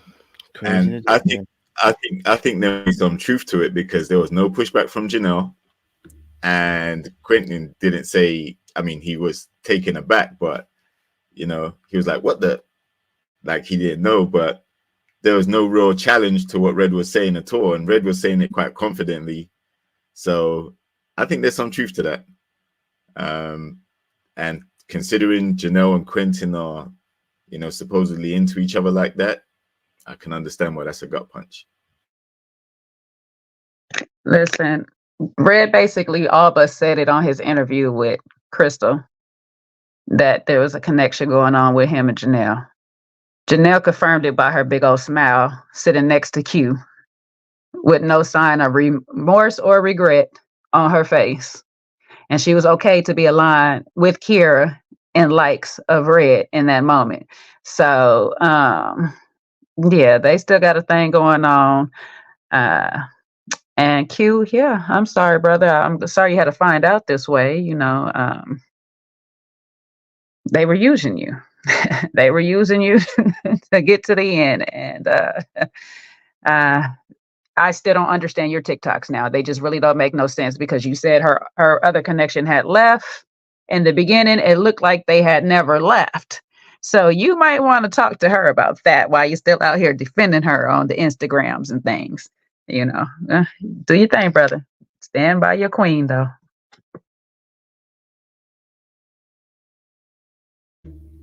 You internalize. Yeah, no, it's a crazy part, right? Because that then, you know, it does make you want to ask more questions about, well, if that's the case, if you know that Janelle is still talking to Red, how the hell did you come on a live just the other day talking the way you was talking? Unless again we're getting punked, bro. Like unless Quinton too, just like Maurier, is taking the submissive role. So it's not the only. There's not. You know, there's more than one. There's more than one. How do we say it? Cockhold in this particular place. Oh God damn! I said Mitch. No, they had a little. I think they just. You got me feeling like Quinton right now. I mean, hey. They just a little slow, y'all. Not everybody like brain cells fire at the same speed. So I will say that I think that because I think they teased it a little bit in the reunion at the end. They're gonna say that Janelle and Q and Janelle are gonna mention that they hit a little snag in the road. I think they're probably dragging it until we get to them, you know, filming whatever it is. But these two is just like, I think different than Maurier and Jessica, there is somewhat of a connection here. To what level and to what depth, I'm really not sure. But there is some kind of connection between these two, whether it's friendship or whether it's they're kind of dating, but it's not serious. And Q might just be a placeholder for Janelle until she finds something better. However, that's what I think. And it's clear that her and Red still have a friendship. And I think I said it before, people that are similar align themselves. So I think Q is similar to Janelle, and I think Red is they all share some level of similarities. What exactly those are, I'm not really sure. For her and Red seems a little feisty too. So maybe they both come out the gate swinging, and Q is a little more passive aggressive with his stuff. So I say all that to say they just talking. I don't think they're serious. And all of this stuff about Janelle not standing in the way of any of Q's connections is just poppycock. Because at the end of the day, you don't have to directly tell somebody, oh, you can't talk to that person, don't talk to them. Your behavior speaks of such.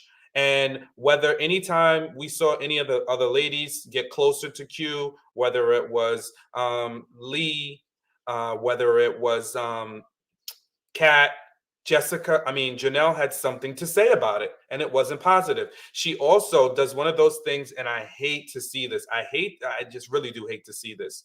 And we see it a lot in these dating shows and challenges where people feel like they have to tear somebody else down to build themselves up. Janelle is an attractive woman, right? But you don't have to diminish the other ladies to lift yourself up and be attractive. So them being less than doesn't make you more than. That's not good math, right? It's not addition by subtraction. You should be confident in what you look like by yourself. Don't compare yourself to anybody else. So that to me is problematic. And that to me also says you don't like him being around those other women. I don't care what you say. If every time you're around another person and you have to low-key shade them, if you're dating multiple people and then every time we're dating and I'm saying, oh, well, this dude ain't got that and this dude ain't got this on me, it's because I don't want you to choose them. So I have to make them look worse in your eyes by bringing them down. And that shows that you don't want him to be with anyone else. I don't care what you say out of your mouth. I don't care what you haven't said directly, but your words and your actions speak to the fact that you don't want him choosing anyone else. Meanwhile, you don't fully 100% want him because you out here playing the phone game and phone boning with Red. So let's explain that.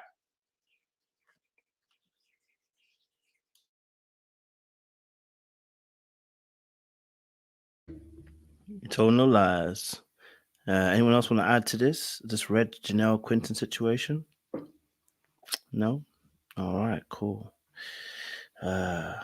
Interesting. I find it quite intriguing because, like I said, I think with the last live I just saw with Quinton, he was very vocal about, how he chose Janelle and how they had this great connection. And if we're still having this great connection, but even outside the show that Red is able to access your gal, I'm kind of looking at it like it's a bit of a mad thing. You know what I'm saying to you? Now, someone might come out and say that Red was joking. I don't think you joke about them things, bro. I just don't think you joke about that. It makes you look weak when another man's able to joke about the fact that, you know what, your girl, okay, it knows where the home is. Do you get what I'm saying to you? Like, it's a joke that as man, then we don't really make. So if Quinton comes out and starts saying, yeah, Red was just joking, I'm gonna look at him like he's mad. Like, why would he joke about that? And why would you allow him to joke about that? What kind of relationship are we allowing ourselves to fall into if we're going to be allowing another man to make that kind of joke that your girl knows where the home is? I've never said that to any man. Do you know what I mean? Like, brother, your girl knows where the home is. Like, it's you're asking the down on the spot if you want to make that kind of joke to somebody. So that's what really throws me off a little bit. But hey ho, I'm sure he knows what he's doing. He knows where Janelle's home is as well. So, he has her on the Google Maps, and maps on iPhone. So I'm sure she knows where his house is as well. So yeah, I'm sure they will find each other's homes and get there when they need to. Let's then move on from Rare, Janelle, and Quinton situation. Let's talk a little bit more then about, I think, have I gone past all the couples? There's one more situation. There's one more and I'm missing it, isn't it? Who am I missing? Who am I missing, guys? They talked about Kat was up there. That was it. Kat. That was Kat and Quinton, right? About him not dating other people, and Kat being a late bombshell. Yeah, that's cool. Yeah, sorry, I was trying to think in my head. Yeah, being a late curveball. That was Kat and Chris being late curveballs. So Kat and Chris, who, by the way, Chris will have on the show tomorrow to discuss his journey as well. So it'll be interesting to get his perspective on Lee and his situation. But yes, Kat came in late. Chris came in late. They were curveballs. The curveballs didn't really curve. Kat said she had more time. She would have had the guys a bit more on lock. I don't know about that. But I want to get you guys thoughts on the curveball situation. And also, Kat made mention that, Quinton couldn't come out to play because he was locked up and chained with a key thrown away. What's your guys' thoughts on the curveballs? Talk to me. Curveballs, not curveballing. Could she have won them over eventually? What's your guys' thoughts? See, you already got your mic open, so you can go for it. I know. I don't understand why people pick who they like. I understand why Phil picked Aries, right? I get that.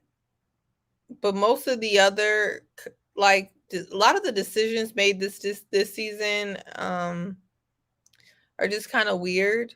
Like, I just didn't understand why, like, Chris, the curveball 2.0 Chris, why he was so much worse than the other options that were still there.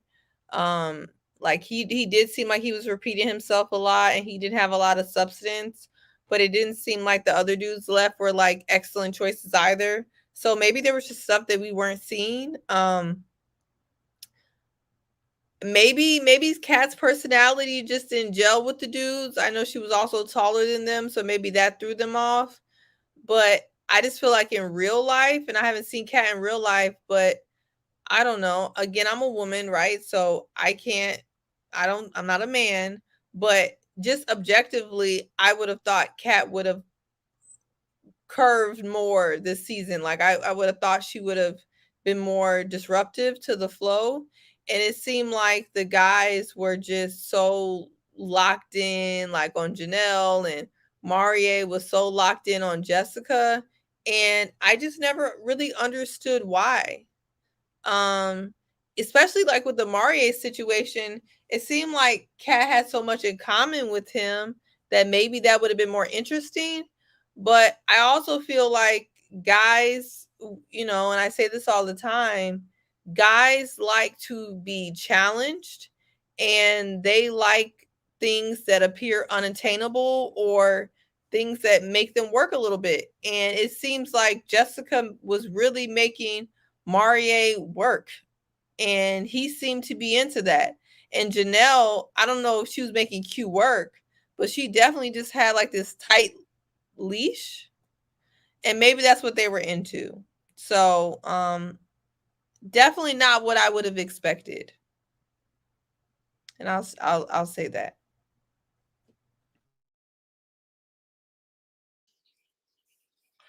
Yeah, this particular season, I think for whatever reason the cast made a decision. Maybe it was I'm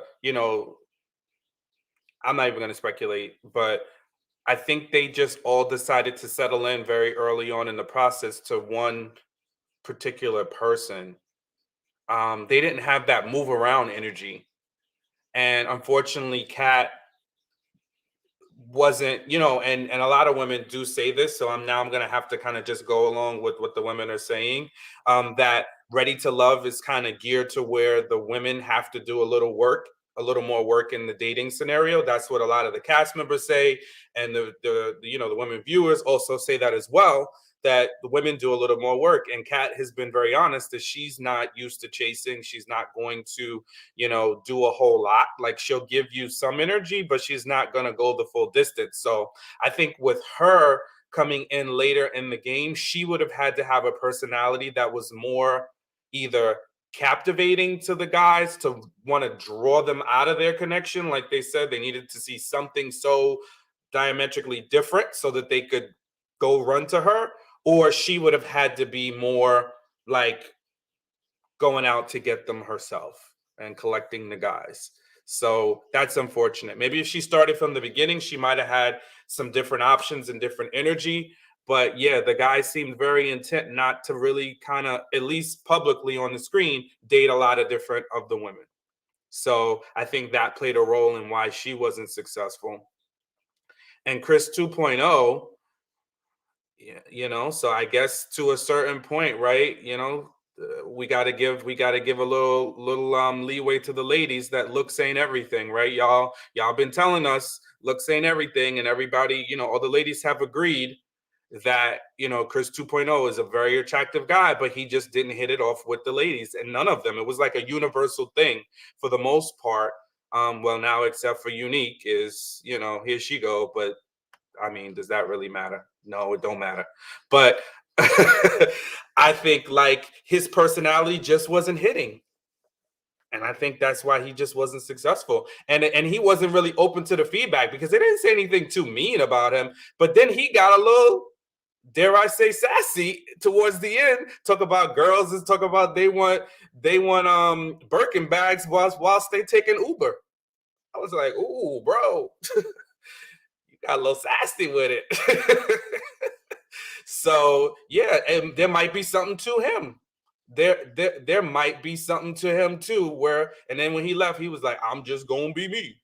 And that's all. No, bro, you can't just be you. If you're getting feedback, and I give it to the ladies when they don't take the feedback, when you don't take the feedback, you got to listen to what the ladies are saying. If you want the ladies and all the ladies are saying, hey, you doing this and it's not working for us, not just one woman, but multiple women, you need to take the feedback and go back to the drawing board with how you present yourself and how you talk to ladies in a dating scenario. And that's that.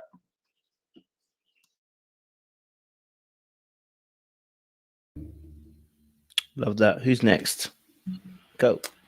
Yeah, I think Kat came across as one of the more friendly, bubbly, down to earth ladies on the show. Would she have found a connection if she'd been on longer? Possibly, but it's done now, and it didn't go that way. I'm not sure the connection with Maurier or maybe Herbert would have been a better possibility, but it wasn't like she had endless connections. When it came down to the wire, she was only really trying to deal with Maurier, and got teared up. So I think the friendship, the connection they built was solid. But aside from Maurier, Quinton was a shutout, and there was nobody else left at that point. So yeah, maybe it could have happened, but she'll find somebody, I guess.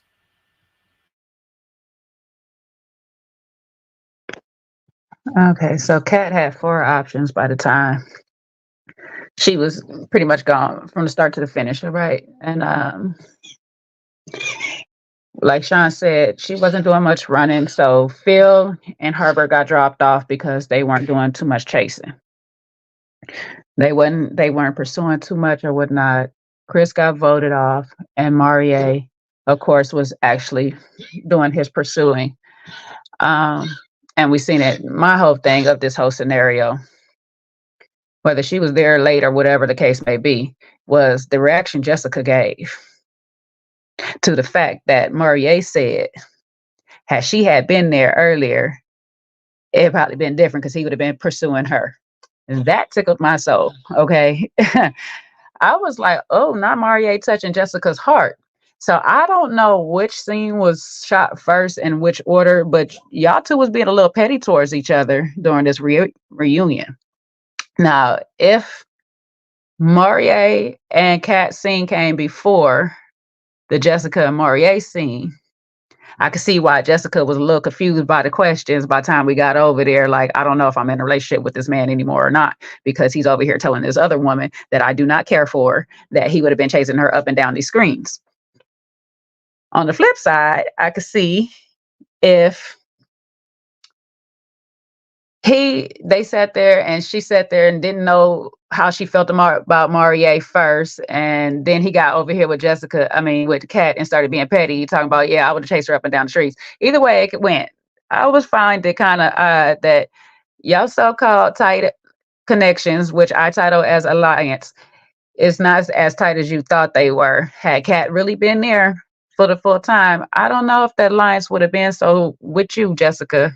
I don't know if he would have been over there. I don't know if Maurier would have really been there. I really think he would have put his time into Kat. Kat was more aligned and everything. We've already discussed it. And yeah, that was interesting to me. Janelle, you had Q on hold, so you ain't had to worry about your alliance because he volunteered a tribute to you. So he wasn't going nowhere for that. And Herbert moving at his own speed. He ain't going nowhere fast. So that was never going to work for Kat. Phil was pretty much tied up into Aries. I wish she was there at the beginning. I would like to see how that actually worked out. Chris, unfortunately, handsome man, great voice, but I think he was just lacking the depth that maybe some of these ladies was looking for. Yeah, it'd have been nice to see him a little longer, but alliances had been made by the time he came, and so he was just the easy out to get him off at the time. So there we go. Yeah, I think for Kat it may have mattered. For Chris, I don't think so. I think his problem is with the short time he was there, all the women realized there wasn't much to him. Whatever that is, either he wasn't going to put out with the funds, or he wasn't that deep personality wise. They figured that out and they were good off him. So I don't think that would have changed with more time. He probably just would have got sent home earlier. So but with Kat, maybe it would have made a difference, maybe. But at the end of the day, she wants to be pursued like women should be. And if these men are not going to pursue, no matter what time she came in, does it really matter? I don't think it really matters. No, I don't think it would matter for the other two. Maybe Phil dependent because he was locked into Aries, but I think that was over time. Herbert, it wasn't going to matter. But Maurier, I think Chris. Maybe. Yeah, I think Chris too. Yeah, she might have gone on with Chris. But I could definitely see Maurier pursuing, because a lot of the ladies did say that Maurier was pretty much on his P's and Q's about reaching out to the ladies. So it might have worked in his favor. And somebody mentioned something in the comments too. That's right, because remember Lee said she did give Chris her number, but he didn't follow through. He seemed like he was like he did follow through. Did he? He messaged. He did. He said he messaged and she aired him. So why would she say that then? So she's not telling the truth?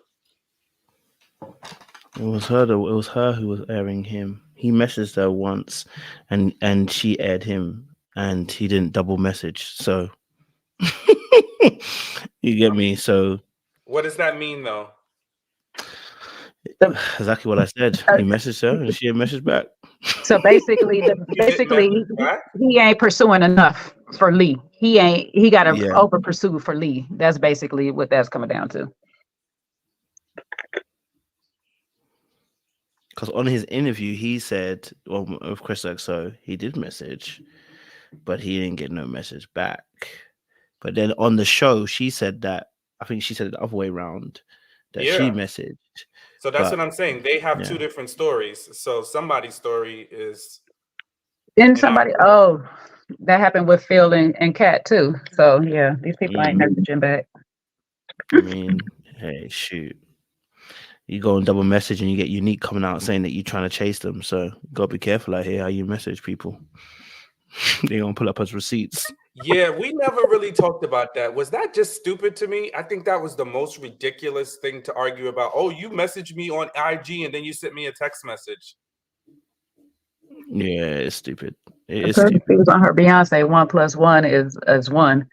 I'm like, what? Is that such a big deal? Like, that doesn't constitute as somebody, stalking you down. 2 messages? That's all it takes? Shoot. When people are trying to prove a point, they like to make 2 + 2 = 5. So, what I mean, shoot, they be using bod mass when you don't need to. But back on to you guys, what you guys were saying about the Cat situation, Chris, the curveballs is, the curveballs weren't curveball in this season. You know what I mean? It just happened to be so. Cat came in, she started off real bright, and it tailed off. So something about her personality wasn't clicking with the guys. Chris too came in real bright, good-looking guy. Energy was correct, but it tailed off. Something wasn't clicking with the ladies. Now I don't know if it's because these guys are all clicky already, or whether these guys have a very unique bunch of a group, or whether the fact the curveballs just didn't have what it takes to make situations happen. As well, yes, Chris did say that Quinton made it seem like Lee was off limits, which is mad to me now because Quinton has no. It seems like, and that's actually, do you know what? I have to go back and do that again. He did say that about the fact that Quinton made it look like he was hovering over Lee. Meanwhile, we now know he'd been saying that he never really had a connection with Lee. It was always going to be Janelle. So, there's a lot going on behind the scenes. Definitely. So I'll definitely ask him tomorrow, Chris, about the connection with Lee and what actually happened and why it failed to progress. But it's political. Any other thoughts, guys? Yeah, I think that's an interesting piece of evidence. And I think it just speaks to Q's double talk, just like his shade that he was throwing in his TikTok videos don't align to him and his, what he claims to be his experience and him being intentional. And then Janelle going on her diatribe, or women are just not used to being treated right by men. Meanwhile, you got a dude on here shading women, talking rowdy, right, about other ladies. It's like, so, and again, I just don't happen to like this. I think like someone should be who they are consistently, right? Like I can't be a jackass to everybody else, but then you're going to be like, oh, but I'm going to be good to the woman I'm with. If I'm a jackass in general, I'm a jackass. I mean, I'm not really calling Q a jackass, but what I'm just doing is drawing a scenario, a hypothetical. It's like, that's who I am. So it's like, Janelle, you think that you're getting the best treatment from Q, but guess what? He's going to do the same to you, because if he is, in fact, in multiple different ways we're seeing it, if he's liking Lee on the side, but don't want you to know about it, then he's still not treating you the way you deserve to be treated. So it don't make no sense to me. I don't know why people just can't. It takes less effort to just be transparent and upfront than do all this carrying on. At this point, Sean, it's like they in an open relationship because she over here liking Red on the side while he liking Lee on the side. Just that. I'm just gonna chalk it up. They ain't got to tell us they in an open relationship. They in one though. I don't even think it's open. It's just non-existent, because she keeps saying, if you and I'm sure you watched it. I know you watched it live too, Jay. But she was like, in this relationship or whatever we got going on, she said that like 3 different times. She said relationship a couple of times when she was referencing how he treated her or the level, the nature of their situation. And she kept saying, or whatever we have going on. That means y'all are just not, you're not in a committed relationship. Y'all are just, you know, chilling. So we just either dating or we're just chilling or talking, but ain't nothing serious going on over there. Not even, don't even qualify as open. Ain't a door open to be closed. I meant legs. Sorry. Smashing. Ooh, I ain't going there.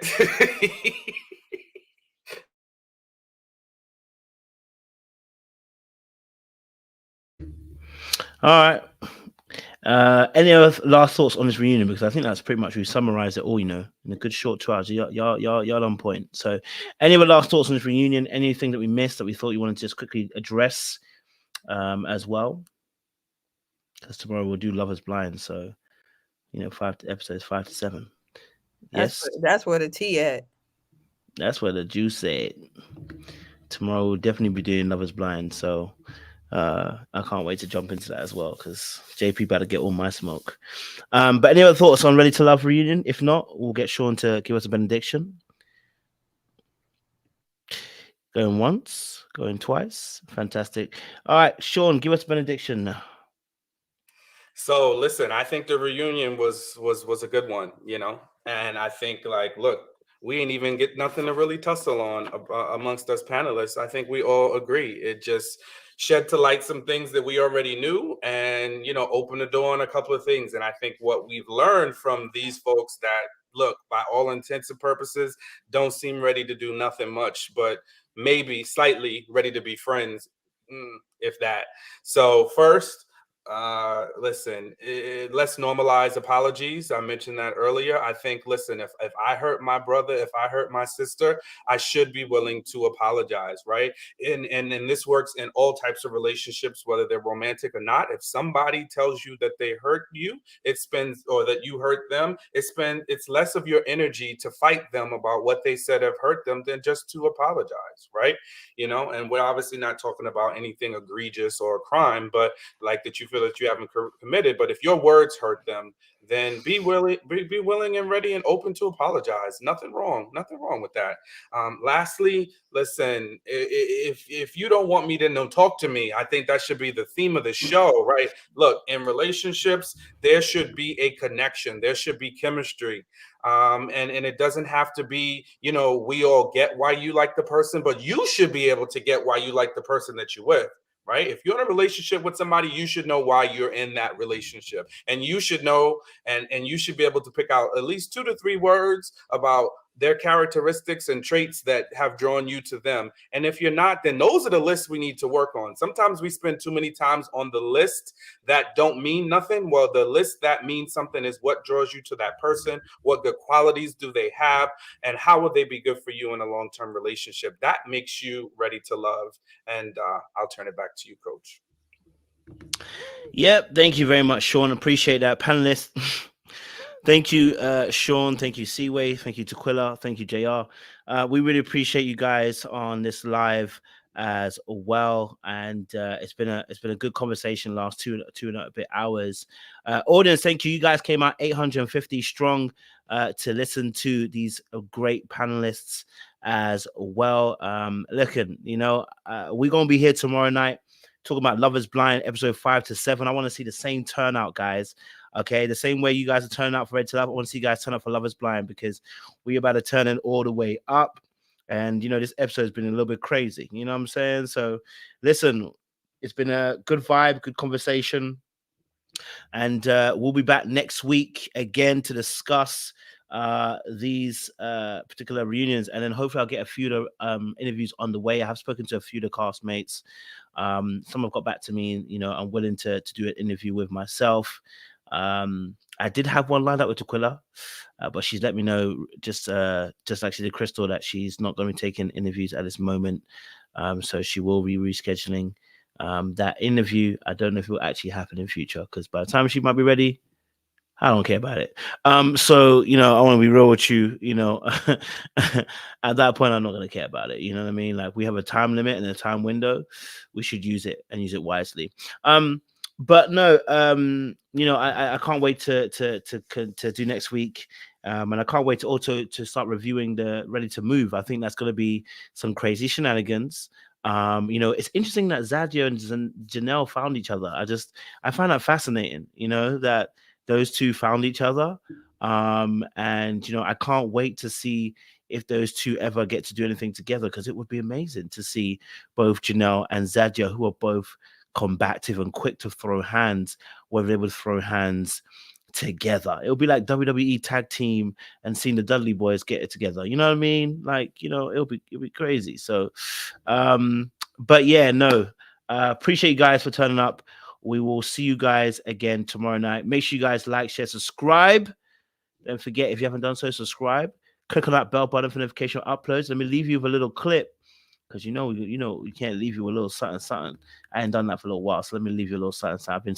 I've not been leaving you guys with something effective, you know. So, you know, and I'll get a new one next week. So don't worry about it. I'm leaving here with something. You know what I mean? I'm from around the way. I'm leaving with something. That's right. Okay. And I just want to say, this is what I feel like Janelle and Tequila like.